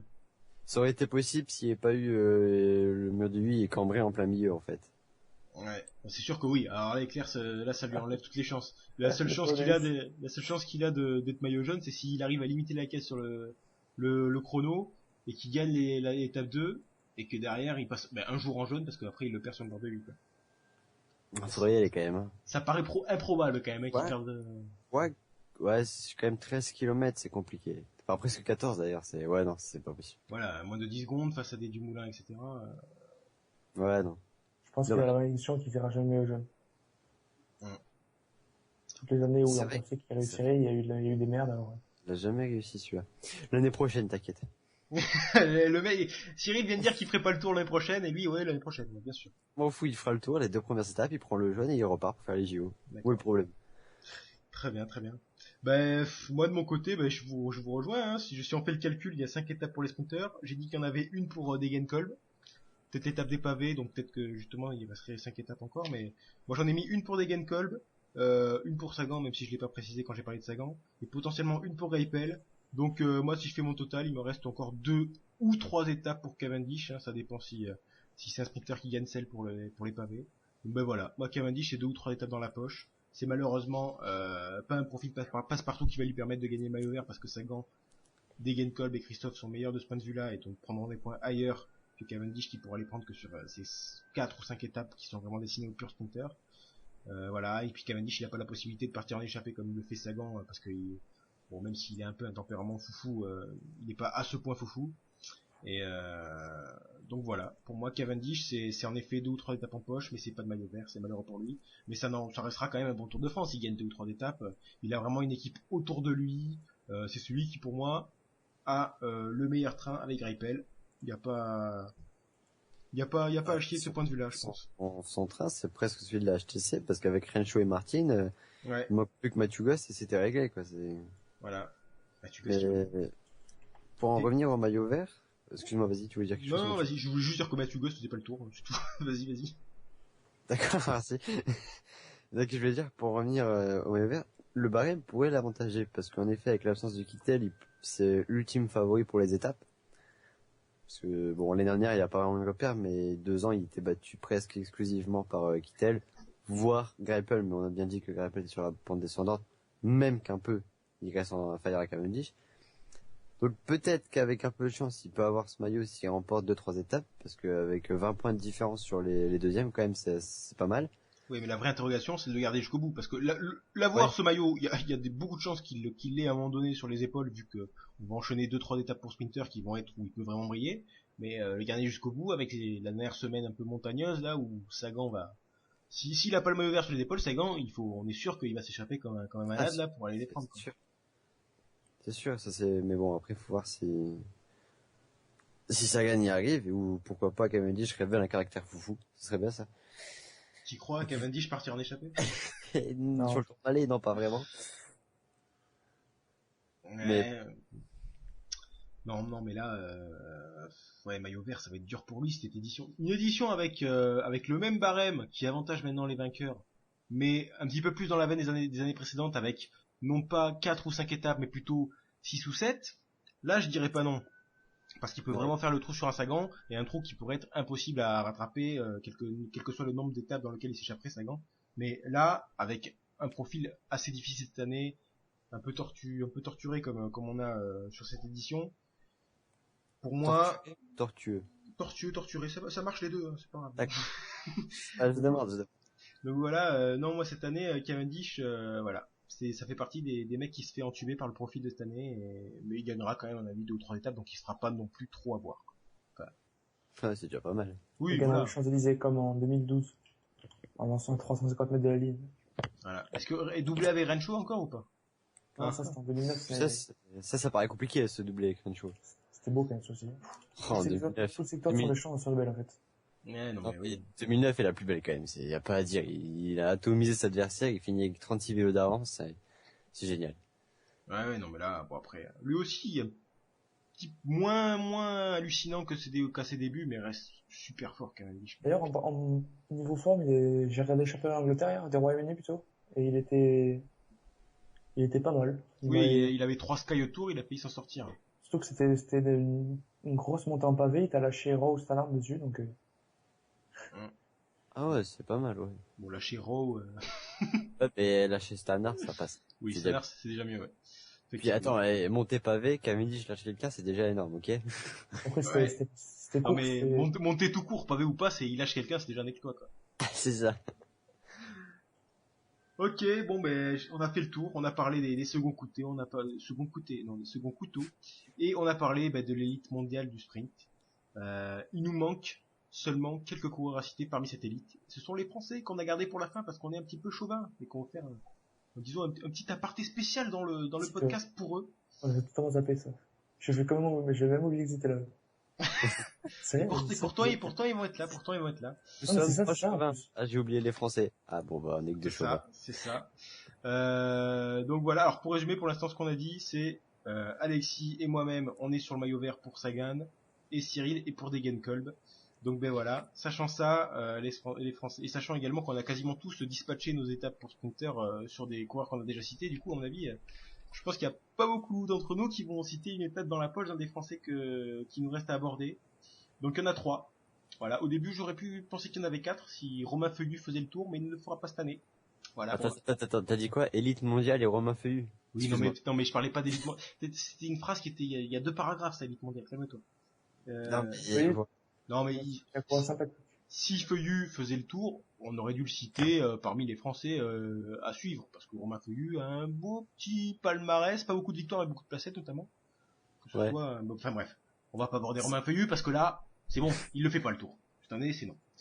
Donc, 3 Français, Coquard, Desmar et Bouhanni. Donc on va commencer donc dans l'ordre par Coquard, hein, qui des 3 fantastiques. Donc je regrette déjà de les avoir appelés comme ça. En fait, disons des 3 Français, c'est celui qui ressort le moins en ce qui concerne les références sur des grandes courses, disons, parce que cette année c'est quand même celui qui a le plus gagné avec Bouhanni. Ouais, mais il a gagné l'étape des 4 jours de Dunkerque, donc c'est la classe. Effectivement. C'est donc une participation au Tour de France l'année dernière, en 2014, où il avait été assez impressionnant, se plaçant énormément. Plus que Desmar. Mais oui, c'est-à-dire qu'en fait, Coquard a Oui, non, mais Coquard a pour lui le fait d'être également un sprinter assez passe-partout. Du coup, au maillot vert, il était plutôt bien placé au final. Et cette année, c'est une victoire sur l'étoile de Bessèges, une victoire donc sur les 4 jours de Dunkerque, comme l'a précisé Alexis, et 2 étapes sur la route du Sud.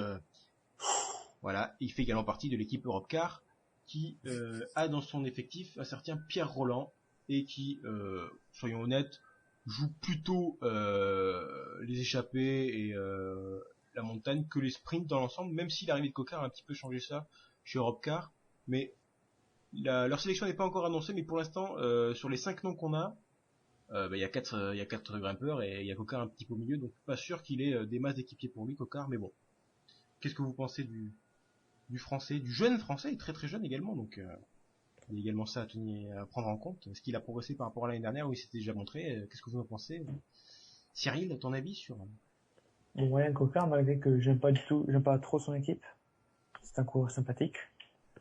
Donc, vu qu'il est sympathique, il va être brillant. C'est le fameux théorème des coureurs sympathiques. Eh oui. Non, Ça, on sent qu'il a préparé cette partie du podcast, c'est impressionnant. Ouais. Je vous ai dit que j'ai voulu qu'il défoncer. Mais du coup, au sprint pur, je pense qu'il est quand même pas au niveau d'un Cavendish, notamment. Oui, c'est clair et net. Mais sur l'étape, par exemple, de Le Havre, Ouais, il ça peut va être un des s'approcher. mecs les plus emmerdants pour De Genkolb Sagan. Je pense que ça va être lui déjà le français le plus emmerdant, ça peut être compliqué, mais parce que ce petit final à Le Havre avec 700 mètres à 8% et quelques, je pense que c'est pas mal pour lui. Ouais, C'est pourquoi pas. À moins qu'il nous fasse comme la première étape de la Route du Sud où tout le monde l'attendait sur un final pareil et il a éclaté. Il y aura pas trop nez pour le baiser cette fois-ci. Voilà. Autrement, il a pas réussi que lui d'ailleurs. Voilà, donc c'est le jour d'étape où on pourra le voir. Après, peut-être le mur de Bretagne serait un peu trop dur. Non, mais en Bretagne, je pense que c'est un peu dur. Mais moi, je cite cette étape là que tu dis, effectivement, arrivé au Havre, mais c'est de la veille aussi à Amiens avec beaucoup de coups de cul là qui peuvent fatiguer certains mecs, et lui, ça peut être un des mecs les plus frais. Alors pas gagner encore, mais se placer également sur cette étape là. Si, oui. Et puis même après, on parlait de son équipe avec comment il s'appelle Roland. Et d'ailleurs, ils viennent d'annoncer les 9 coureurs. Mais du coup, au final, il aura quand même, parce que Roland, c'est pas Pinot, quoi. Il fera pas top 10, à mon avis. Alors, il aura peut-être plus de mecs pour l'emmener. Genre, je vois Johan Jen. Putain, c'est du direct là parce que moi je les ai pas encore. Hein. Moi je les ai pas sur mon truc là. J'ai que 5 noms. Alors vas-y. Alors vas-y. Qui c'est qui a potentiellement pour l'aider? Tu vas nous répondre. Qui c'est qui a pour potentiellement aider Cocard sur cette sélection? Johan Jen, Angelo Tulik, puis après peut-être Brian Nolo. Ouais. Ça c'est du train quand même. Ouais, donc, disons que Cocard il va devoir souhaiter les roues. Hein. On peut être honnête sur ce point de vue-là. Ça Non, peut. mais au moins il sera protégé. Oui, il sera protégé, mais dans les 5 derniers kilomètres, il sera tout seul. Hein. Faut être honnête. Je sais pas où est-ce qu'il a eu sa composition, mais je ne la trouve pas du tout. Non, mais c'est pas grave. Sur Twitter, tu tapes Europcar et ça dit. Bref. Ben, Alexis, avant que tu ailles sur Twitter pour vérifier cela, ton avis sur Brian Cocard? Rien du tout, des placettes. Franchement, Donc des placettes pour toi c'est rien du tout. Bah dis donc. Non mais rien du tout, pas de victoire quoi. Voilà, t'as compris, hein? D'accord, t'as rien à dire sur le mec en fait. Non, bah en fait, Brian Cocard c'est pas un coureur que je connais vraiment, je connais pas son palmarès, j'avoue que c'est l'inconnu pour moi. Je sais que l'année dernière, bon, il s'est pas trop mal débrouillé, mais bon, il y avait l'absence de Cavendish, il y a eu une chute notamment dès la première étape qui lui a permis d'accéder à une 3e place. Et mis à part cette 3e place, bon après il était plus aux alentours de la 4e et de la 5e. Donc je pense qu'il va rester là aux 4e, 5e place. Je le vois bien partir dans les échappées avec Sagan par contre, pour les points au maillot vert. Ce qui ne servira à rien d'ailleurs pour lui, mais il va le faire. Surtout que l'année dernière, les sprints intermédiaires, il les jouait à fond. Et du coup, c'est qu'il avait amené, je sais plus comment il avait terminé au classement du maillot vert, mais il était pas loin du tout. Et pour moi, c'est le français qui va le... Oui, il l'a porté le maillot vert, carrément. Ah, carrément. Ah bah tu m'apprends quelque chose, j'avais pas noté ça, tiens. Il me semble. Deuxième étape, il y avait le maillot vert sur les épaules, parce qu'il fait 2e ou 3e. Ah mais oui, il l'a porté, mais il était pas leader du classement, d'accord, ok. Non, mais il l'a porté. Par défaut, très bien, ok, très bien. C'est déjà la classe. Oui, c'est déjà pas mal, ouais. Moi concernant Cocard, moi je pense que clairement c'est le français qui va le mieux figurer, je pense au maillot vert, hein, parce que Cocard c'est placette sur placette et c'est surtout effectivement un mec sur des étapes un petit peu difficiles qui peut également prendre des beaux points. Il est un petit peu, c'est le Degenkolb français, voilà, c'est le mec qui passe bien les bosses et qui est bon sprinter. Voilà, bon, il a pas encore l'envergure d'un Degenkolb, c'est clair et net. Bon, il passe pas les pavés, donc c'était un petit peu mauvais comme comparaison. En même temps, j'ai personne d'autre. Disons que c'est Degenkolb sans les pavés, voilà, Cocard. C'est-à-dire que c'est un bon sprinter qui a une bonne pointe de vitesse mais qui passe bien les bosses, donc voilà, il va se placer sur, à mon avis, beaucoup d'étapes, donc potentiellement top 5 final au classement du maillot vert, hein, moi j'y crois. Je pense qu'en tout cas il sera mieux que Desmar et Bouhanni dans ce classement, mais après sur les étapes je le vois pas au-delà de top 5. Voilà, top 5 sur des étapes un peu plus difficiles où il y aura eu un petit peu de sélection où il sera toujours là, mais voilà, peut-être un podium sur un malentendu, pourquoi pas sur effectivement l'étape du Havre comme l'a dit Cyril, qui est peut-être celle qui lui convient le mieux. Hein. Mais voilà, ouais. C'est vrai que Coca, il y a pas grand-chose à dire. On sait que c'est un mec qui est régulier, mais on sait aussi que c'est un mec qui est pas assez fort pour vraiment jouer dans la cour des très très grands et jouer l'étape, quoi. Par contre, contrairement à ce que vous dites pour les étapes de Le Havre et d'Amiens ou avec les coups de cul là, bon, l'équipe alignée sur le Tour et l'équipe alignée sur les 4 jours, c'est une totale différence. Les coups de cul sont différents aussi, je te l'accorde. Mais dans l'étape où c'était assez vallonné, il portait le maillot leader et il a pas été aidé par ses équipiers. Il a tenté de suivre comme il pouvait, mais il a lâché. Il a finalement lâché. Tu parles des Donc, 4 jours de Dunkerque, là? oui. Ah, ok. Donc sur le Tour, à mon avis, ces étapes où il y aura ses coups de cul, c'est encore une fois ses équipiers, ils vont pas l'aider, ou alors parce que Pierre Roland il sera devant ou je ne Oui, sais quoi. il aura Vaucler. Vaucler, à mon avis, cette année, il va jouer le bon équipe. Tu as regardé quelqu'un, toi? Non, Vaucler, oui, je veux bien que... Doucement, doucement. Je veux bien qu'on ait eu des révélations comme quoi il était pas très sympathique, mais Vaucler, il est pas non plus con, et à mon avis, il va jouer sa carte sur les étapes pour baroudeur, etc. Mais sur ce genre d'étape-là, ça va être typiquement il va pouvoir résister sans trop de problèmes, parce que ça reste, même si c'est pas non plus le meilleur puncher de tous les temps, ça reste un bon petit puncher, et c'est le mec qui va passer ses coups de cul sans problème, et qui va rester aux côtés de Cocard, hein. S'il y a des faillites parmi les mecs attitrés à Cocard, comme Tulik, Nolo, etc., il sera là pour aider, Vaucler. Parce que je continue avec ma comparaison foireuse des 4 jours, Vauclair était là, il l'a pas aidé, hein. Enfin, si, mais il a lâché au bout d'un kilomètre de l'arrivée, hein. Bon après, la forme est sûrement différente, c'est pas le même enjeu, tout ça, je te l'accorde. Mais donc pour moi, sur cette étape-là, il va devoir se débrouiller tout seul, et ça va lui porter préjudice, et il sera pas dans le top 5. Non mais tout seul, ça on l'a dit, hein, tout seul à partir des 5 derniers kilomètres. Pour moi, il sera accompagné, sinon globalement, faut pas déconner, hein. Quand tu fais le Tour de France, t'as une équipe qui peut à peu près encadrer ton leader jusqu'aux 5 derniers kilomètres. Après t'as des équipes qui peuvent les emmener au-delà. Pas sûr que ce soit le cas de Robcar, mais Cocard ne fait pas de soucis jusqu'à dans les derniers kilomètres, il aura toujours des mecs autour de lui. Après peut-être que ça lâchera un petit peu de quand ça accélérera dans les ultimes kilomètres qui sont peut-être les plus importants, mais Cocard il aime se débrouiller seul, hein. Enfin, il sait le faire en tout cas. Et il a pas le choix. En plus, il est petit et tout là, c'est un tout petit gabarit, et il peut vraiment bien s'abriter un petit peu à la manière de McEwen. Non mais ça compte, hein. Je m'en doutais, je me dis que ça Non, allait être le McEwen français, voilà.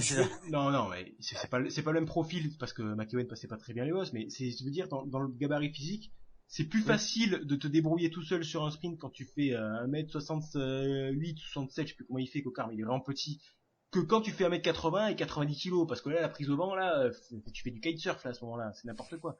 C'est Cocard, il a le gabarit pour prendre les roues, et voilà. Après, c'est difficile pour lui de se replacer s'il a pas un mec devant lui de son équipe pour vraiment le bien placer, mais je dirais, il y a des avantages à être tout seul, mais bon, son gabarit peut l'amener à faire des placettes et pas avoir forcément besoin d'être entouré jusque pas comme un Greipel où on doit faire un train pour lui parce que sinon il n'arrive pas à se démerder, Greipel. Vous comprenez ce que je veux dire, quoi. C'est pas faux. Ok. Bon, ben on peut enchaîner avec Monsieur Arnaud Desmar, donc, sur lequel il faut pas dire de mal parce que sinon on se fait taper par Monsieur Cyril. Donc une seule participation au Tour de France en 2014 où il n'avait pas vraiment brillé, hein, ça on peut le dire, Cyril, hein, pas tapé. Hein, bon, d'accord. Pas de réponse. Qui ne dit mot consent. Cette année, c'est 2 victoires, les 2 sur le Tour de Belgique. Donc c'était il y a pas si longtemps que ça, c'était au mois de mai, Tour de Belgique, juste après le Giro, il me semble, ou juste à la fin du Giro. Donc c'était fin mai. Et sur le Tour de Suisse, il fait 5e de la 7e étape. Donc encore une fois, le Tour de Suisse, vraiment, c'est un petit peu la course maudite pour les sprinters. C'est pas la course maudite, mais disons que c'est un petit peu, il y a beaucoup de sprinters qui l'ont fait ce Tour de Suisse alors qu'il n'y a pas forcément beaucoup d'étapes pour eux, quoi. C'était un peu bizarre, mais bon. Donc voilà, Arnaud Desmar, une équipe autour de lui qui est coupée en deux clairement, la FDJ. Puisque d'un côté on a Pinot, bien sûr, qui va avoir 4 ou 5 équipiers pour lui, enfin même pas 4 ou 5, hein, c'est plutôt 4 que 5, hein, quand on regarde la start list, hein. L'équipe est vraiment scindée en deux. Et on a Desmar qui aura l'autre moitié. Alors on peut citer Bonnet, Ladanius et Sébastien Chavanel. Ben vas-y Cyril, défends ton poulain. Desmar, c'est vrai qu'il fait pas une bonne saison, mais j'ai envie de croire qu'il va faire mentir pas mal de monde sur le Tour de France, notamment Bonny. Cyril, c'est hallucinant, quoi. Cyril, il y a pas un bruit, puis dès qu'il prend la parole, c'est n'importe quoi. Tu fais quoi sur ta chaise là? Tu tapes ton micro en même temps que tu parles ou quoi? Non, c'est le feed qui est problématique. Du coup... T'es à 15 km de ton ordi ou ça se passe? Bon, vas-y, continue, fini. Et puis, Desmar, il a mal commencé sa saison, il a fait pas grand chose jusqu'en Belgique où il a claqué 2 étapes. Et on a vu que quand il gagnait cette étape, il avait la rage, il était content. Donc, Là encore, c'est vraiment spécifique à Desmar que quand il gagne, il est content. Hein. C'est vraiment, ouais. Putain, mais psychologue de comptoir, Cyril, sans déconner. du coup, non, mais franchement, il va être sur le podium. Après, ça va être dur encore de gagner. Donc, vu qu'il gagne pas, il y aura les commentateurs de l'équipe, de l'équipe.fr qui vont dire que c'est une quiche, mais non, Très bien. il va faire mieux que l'an dernier. Tu sais ce qui ressort de ton analyse, c'est qu'en fait, tu adores Desmar, t'as envie qu'il fasse un truc, mais t'y crois pas du tout, et on le sent de suite. C'est-à-dire que c'est le mec, il a envie qu'il fasse un truc, mais on sent que, putain, j'ai passé pour un... Le mec sent que s'il dit que Desmar va briller, il va passer pour un con, du coup, il dit pas trop, tu vois, je sais pas. Son démarre, il a 23 ans, il a le temps pour briller. Mais bien sûr qu'il a le temps pour briller, mais bien sûr. Allez, Alexis, est-ce qu'il va briller selon toi, Arnaud? Non. Ouais. Il faut pas non plus, être, têtu. Vraiment, tu le vois pas briller du tout. Bah, pas tant que ça. Enfin, honnêtement, bon, il a eu une certaine poisse tout au long de sa saison. Je peux lui accorder. Mais au vu de sa saison et au vu de celle de Pinot, même s'il n'y a pas grand monde dans la FDJ, j'aurais plus tendance à donner plus d'équipiers à Pinot qu'à Desmar. Mais c'est pas tellement que si ça s'est un peu passé comme ça. Disons que après il y a Roy et Roux, je crois, qui sont également dans la sélection, qui sont un petit peu des mecs qui vont jouer sur les deux tableaux parce qu'ils peuvent aider Pinot et Desmar à la fois. Quoi. Roux, il a déjà fait montrer d'équipier avant même le Tour de France pour Desmar. Ouais. Il a pris une balle pour Desmar, quoi. Le mec, il donne tout ce qu'il a, quoi. Ah, cette polémique, là. Non, bref, est-ce qu'on revient dessus? Non, c'est bon. Et Roux, d'ailleurs, je l'ai même pas marqué, il est même pas annoncé, en fait, on dit de la merde. Hein. Non, ouais, c'est parce qu'il a déjà fait son taf et, tu sais, c'est comme quand il y a un train, le mec qui s'écarte tout devant, parce qu'il a déjà fait son boulot. Non, mais Roux, il y sera pas. Il y aura Roy, Vaugrenard. Voilà, c'est Roy et Vaugrenard, les deux mecs qui vont potentiellement travailler pour Pinot et pour Desmar. Voilà, c'est. D'ailleurs, Roux, quand il s'écarte après son travail, ça fait des chutes, hein. Ah ouais, il fait des dégâts. Enfin bref. Je connais qui est pas très content. Bref, on va en parler juste après. Donc tout d'abord, on va en parler, ouais, t'inquiète. Pour conclure sur Desmar, donc vous avez fini là, vous dites juste qu'il va pas briller les deux. Là. Non, pour moi, il va faire sur la même lancée que l'année dernière, il va claquer une 3e place, une 4e place, puis après c'est tout, quoi. Au revoir. Ah bah ça reste pas si mal que ça, parce que. C'est pas si mal que ça, mais pour quelqu'un qui est censé avoir évolué, qui a été champion de France, qui est un espoir français du sprint, mais ne pas avoir évolué d'une saison à une autre. Non, mais est-ce qu'il a évolué, mais pas dans le domaine du sprint, j'ai envie de dire, parce qu'à mon avis, Desmar il veut s'orienter dans sa carrière, en plus d'être sprinter, sur les classiques également. Et sur les classiques, on a vu qu'il a évolué, parce que malheureusement, il avait pas eu de chance. Il a eu, je crois, une crevaison cette année sur Paris-Roubaix. Il a eu poissard de ouf. Hein. Il me semble que c'est ça sur Paris-Roubaix, mais il était plutôt bien avant ça. Cette année, il a eu une mauvaise chance absolue. Et ça, c'est vrai que je peux pas lui enlever. Voilà, mais disons qu'en fait, Desmar veut aussi briller sur les classiques. Du coup, tu dis qu'il a pas progressé. C'est pas tout à fait vrai. Je pense qu'il a progressé sur les classiques. Mais c'est vrai qu'en sprint, on voit pas d'énormes évolutions entre cette année et l'année dernière. Et donc, effectivement, sur le résultat, je vois également, à mon avis, pas forcément une énorme évolution. Effectivement, quelques placettes. Ouais, non, mais je te rejoins, Alexis. Quelques placettes, ça et là, un ou deux top 5, voilà, et des placettes. Mais du coup, potentiellement, sur l'étape pour les pavés, moi j'en fais ma petite surprise. Voilà, j'en fais le sprinter qui arrive à résister aux côtés de Degenkolb, aux côtés de Christophe, aux côtés de Sagan. Si ça se termine bien entendu par un sprint à comité réduit, hein, et en espérant qu'il n'ait pas encore des pépins mécaniques ou des trucs comme ça. Mais potentiellement, moi je vois bien Desmar être un mec qui arrive à résister et si ça se termine dans un sprint un petit peu à une vingtaine de coureurs, être là et foutre la merde et pourquoi pas signer un petit podium sur cette étape-là. Voilà. Je re-regarde la start list FDJ et si jamais, comme tu dis, Desmar suit Degenkolb, Pinot il lui reste qui? Vaugrenard et Ladanius. Ça me paraît assez juste quand même. Oh, Ladanius peut carrément l'aider Pinot. De toute façon, Pinot s'il arrive pas à suivre Ladanius, il arrive pas à suivre des faits. T'as pas besoin forcément de 36 équipiers. Enfin, je sais pas. C'est vrai qu'après il y a Pinot qui en effet fout la merde. Est-ce que Desmar attendra Pinot? C'est la grosse question. Encore une fois. C'est la grosse question pour toutes les équipes, c'est ça le problème. C'est ça, ouais, Christophe et tout, c'est le même problème. Bon, si Desmar joue sa carte, moi je le vois bien faire un bon truc. À voir si Marc Madio misera tout sur Pinot ou s'il voudra faire également pour potentiellement jouer la victoire ou faire une bonne place avec Desmar. En tout cas, tout ce qu'on sait, c'est que Cyril Varalé, quand sur l'équipe, ça va se moquer de Desmarques parce qu'il aura fait que 4ème. Voilà. Ce qui risque d'arriver en plus. Hein. Voilà. Bah oui, c'est pour ça que je le dis. Et donc on peut passer à last but not least. Ça sera le dernier coureur sur lequel on fera un gros focus. C'est quelqu'un qui a pas été chanceux hier, puisque nous sommes lundi 29 un juin. attentat. Voilà. Les avis oui. Bon bref. C'est pas forcément un attentat. C'est pas malin de la part de Roux, mais bon. Je rigole. C'est pas un attentat non plus. Il l'a pas vu. C'est monsieur Nasser Bouhanni qui lui a chuté hier sur les championnats de France. Et ce qui a d'ailleurs remis un petit peu en question sa potentielle participation au Tour de France. Puisque, alors au début, sur Twitter, il a annoncé qu'il avait peut-être une côte fêlée. Visiblement, il n'y a pas de fracture.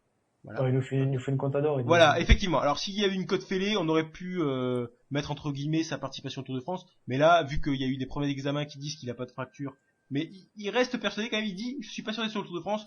Là, s'il n'y a pas de fracture, faut pas se foutre de la gueule du monde, c'est juste il a froissé la carrosserie, il s'est brûlé sur l'épaule et sur la cuisse. Ça va, tu mets, c'est bon quoi.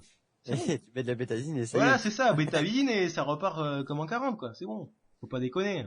Les brûlures, il y a je sais pas combien de cyclistes déjà sur le Tour de France, il y en a plein qui font les étapes alors qu'ils ont chuté la veille et qui s'en sortent très bien aussi. Voilà, peut-être que t'as un petit contre-coup sur les 2-3 jours qui suivent ta chute. Voilà, et du coup ils sont un peu en difficulté, puis après ils reviennent dans la course. Et là, Bouhanni, la chance qu'il a, c'est que sa chute, les 2-3 jours, il y a pas d'étape de Tour de France, puisque c'était avant le Tour de France. Donc pour moi, Bouhanni, il fera le Tour de France, il y a pas de souci.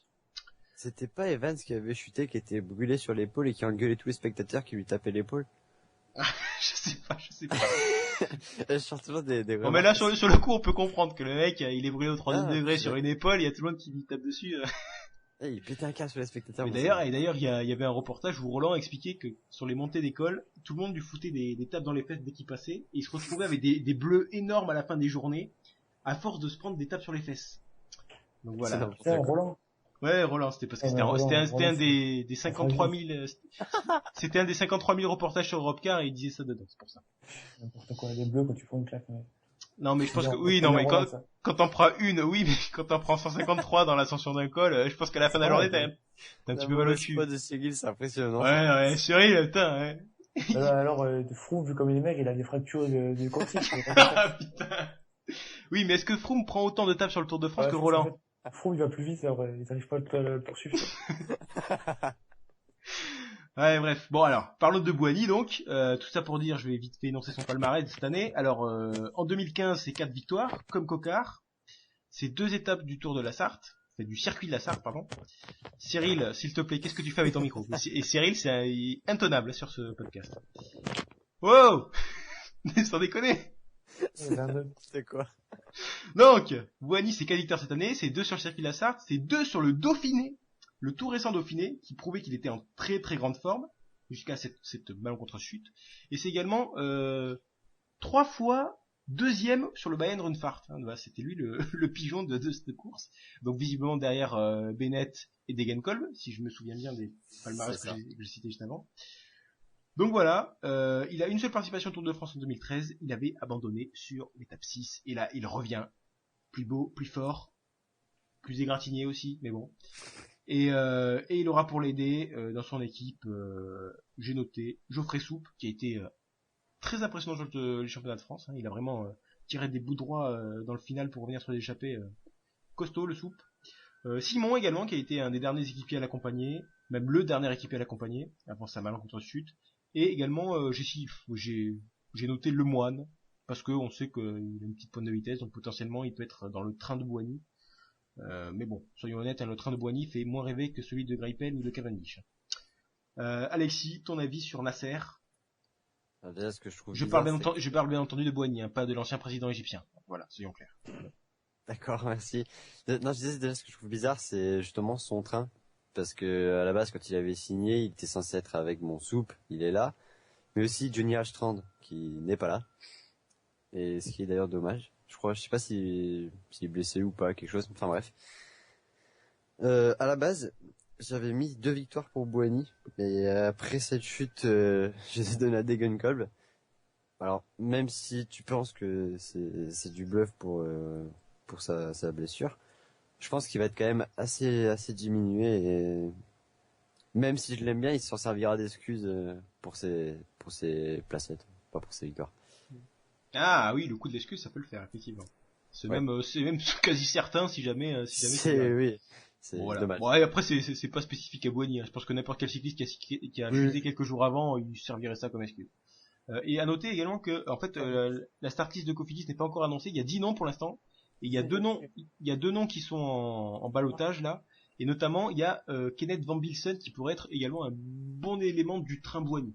C'est un bon petit sprinter, Van Bilsen, qui a gagné le Grand Prix de la Marseillaise l'année dernière. Il En me fait, semble. depuis qu'on a commencé le live, t'as plusieurs équipes qui ont été données. Et Kofi en fait partie.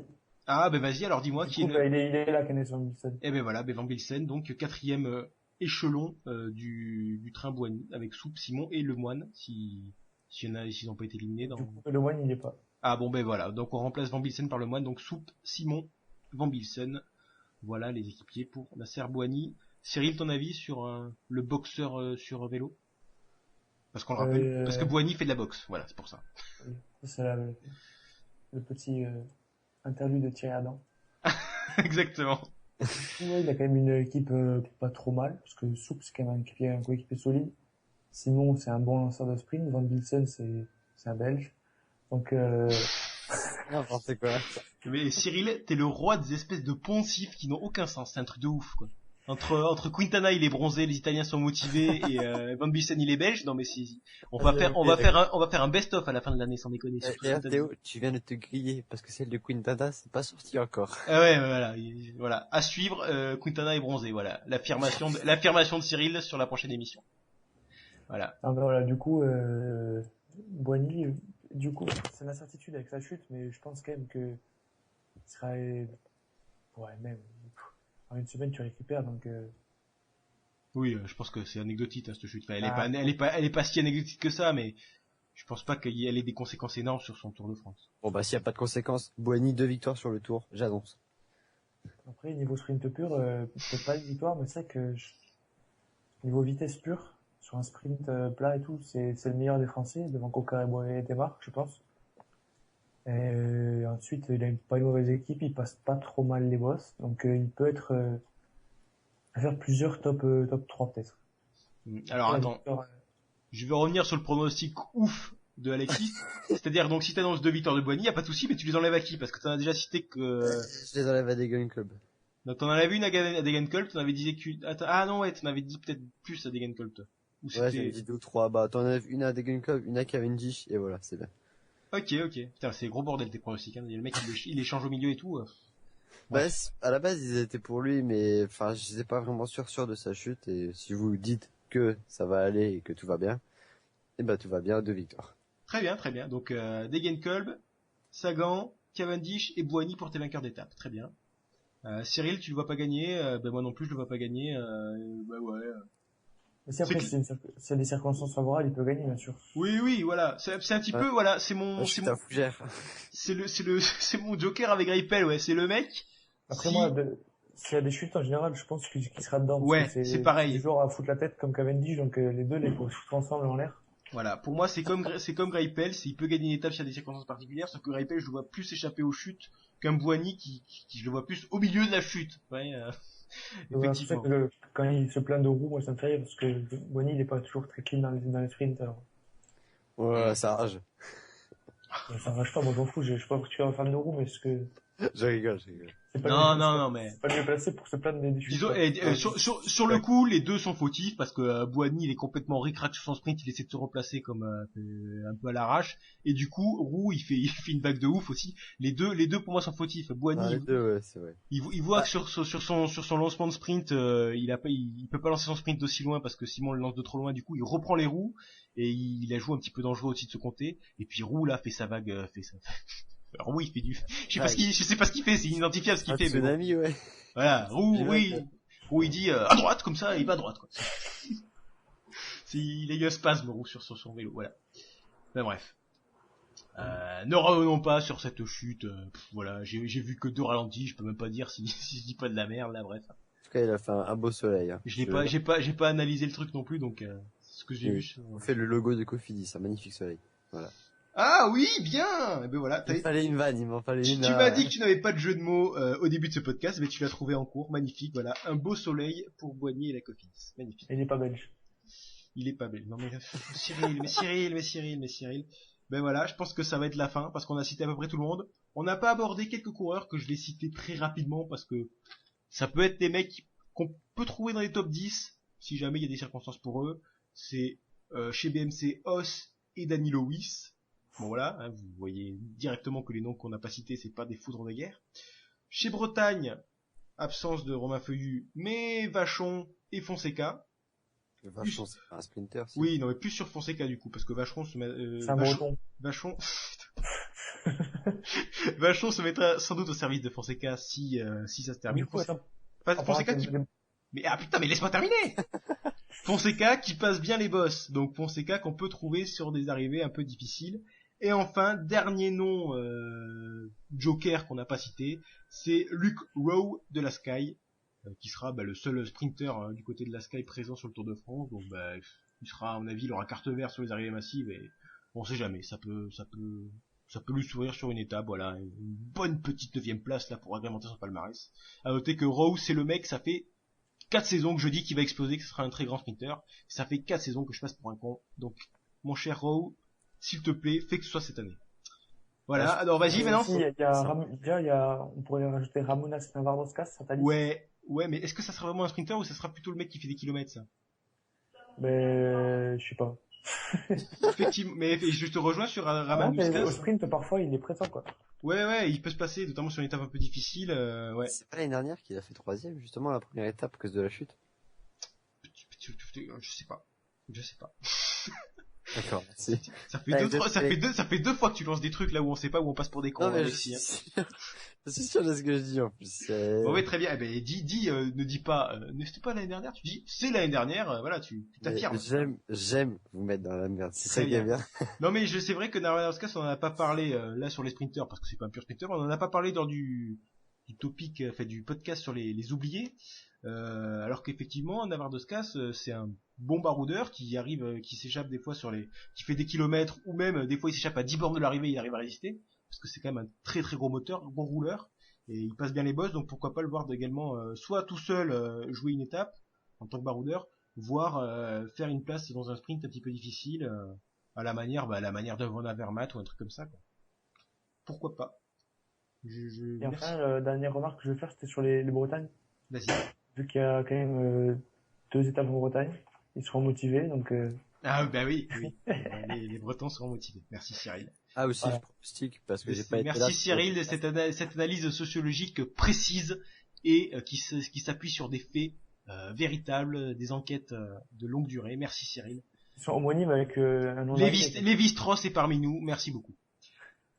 Bon, eh bien... Je disais, avant que tu me coupes. Ah oui, vas-y, avant que je te Sûr, blague. Comme j'ai pas été sur le podcast des oubliés, je tiens à préciser que Pierre Federico gagnera une victoire cette année. Voilà. Bah, je l'ai dit Voilà. aussi. Il avait annoncé, il a annoncé Pierre Federico, il a annoncé que, je l'ai pas écouté. que le nez de Pierre Federico lui permettrait de sauter sur la ligne quelqu'un qui gagnerait donc une étape. Voilà. Quel connard. Voilà, et ben c'est fini. Voilà pour le podcast sur les sprinters, hein, qui est un podcast en décalage par rapport aux autres, puisque lui il a été fait le jour même où on le publie, il a été enregistré, donc c'est vraiment du podcast direct. À suivre les 2 épisodes sur les favoris pour le général, où là encore on s'est déchaîné, que ce soit niveau van, n'est-ce pas Alexis, ou niveau poncif, n'est-ce pas Cyril. Donc, Mais ça sera plus quand même mieux organisé que ce podcast. Mais c'était très bien ce podcast, c'était très drôle, c'était très le bordel, mais bon, c'était très bien aussi. Le mec dénigre son travail alors que c'est même pas terminé, hein, Cyril. Cyril, nous n'avons pas tous été aussi médiocres que toi sur cet épisode, je tiens à te rassurer. J'étais pas censé être présent, c'est... Ouais. Non, le mec, t'es comme Boigny, tu cherches des excuses déjà, bref. Ben voilà, je pense que c'est le moment de se dire au revoir, donc à suivre donc 2 épisodes sur les favoris, n'hésitez pas à nous suivre sur iTunes, sur Chasse Patate, voire sur YouTube lorsque les épisodes seront uploadés, hein. On compte sur toi Kenan pour le faire dans les prochains jours. Ben voilà, un dernier mot, j'espère encore une fois que ce sera pas forcément des blagues pourries comme vous m'avez donné l'habitude de le faire. Alexis, ton dernier mot? Par pitié, changez-moi ce nom. Non, mais... Merci, un dernier mot qui ne changera rien parce que c'est Mais Chasse Patate, sans déconner, faites quelque chose. Mais fais le deuil Alexis, c'est fini. Vous vous rendez compte de ce nom? Sans déconner, les balances, parce qu'on pèse sur le cyclisme, c'était bien ça. Même Kenan était d'accord. Je te laisse, T'imagines très bien. Voilà, c'était le dernier mot d'Alexis, voilà, vous en faites ce que vous voulez. Cyril, le tien, ça sera quoi? Champs-Élysées 2015. Champs-Élysées Cavendish. 2000. Cavendish, très bien. D'accord, j'ai pas compris non plus moi.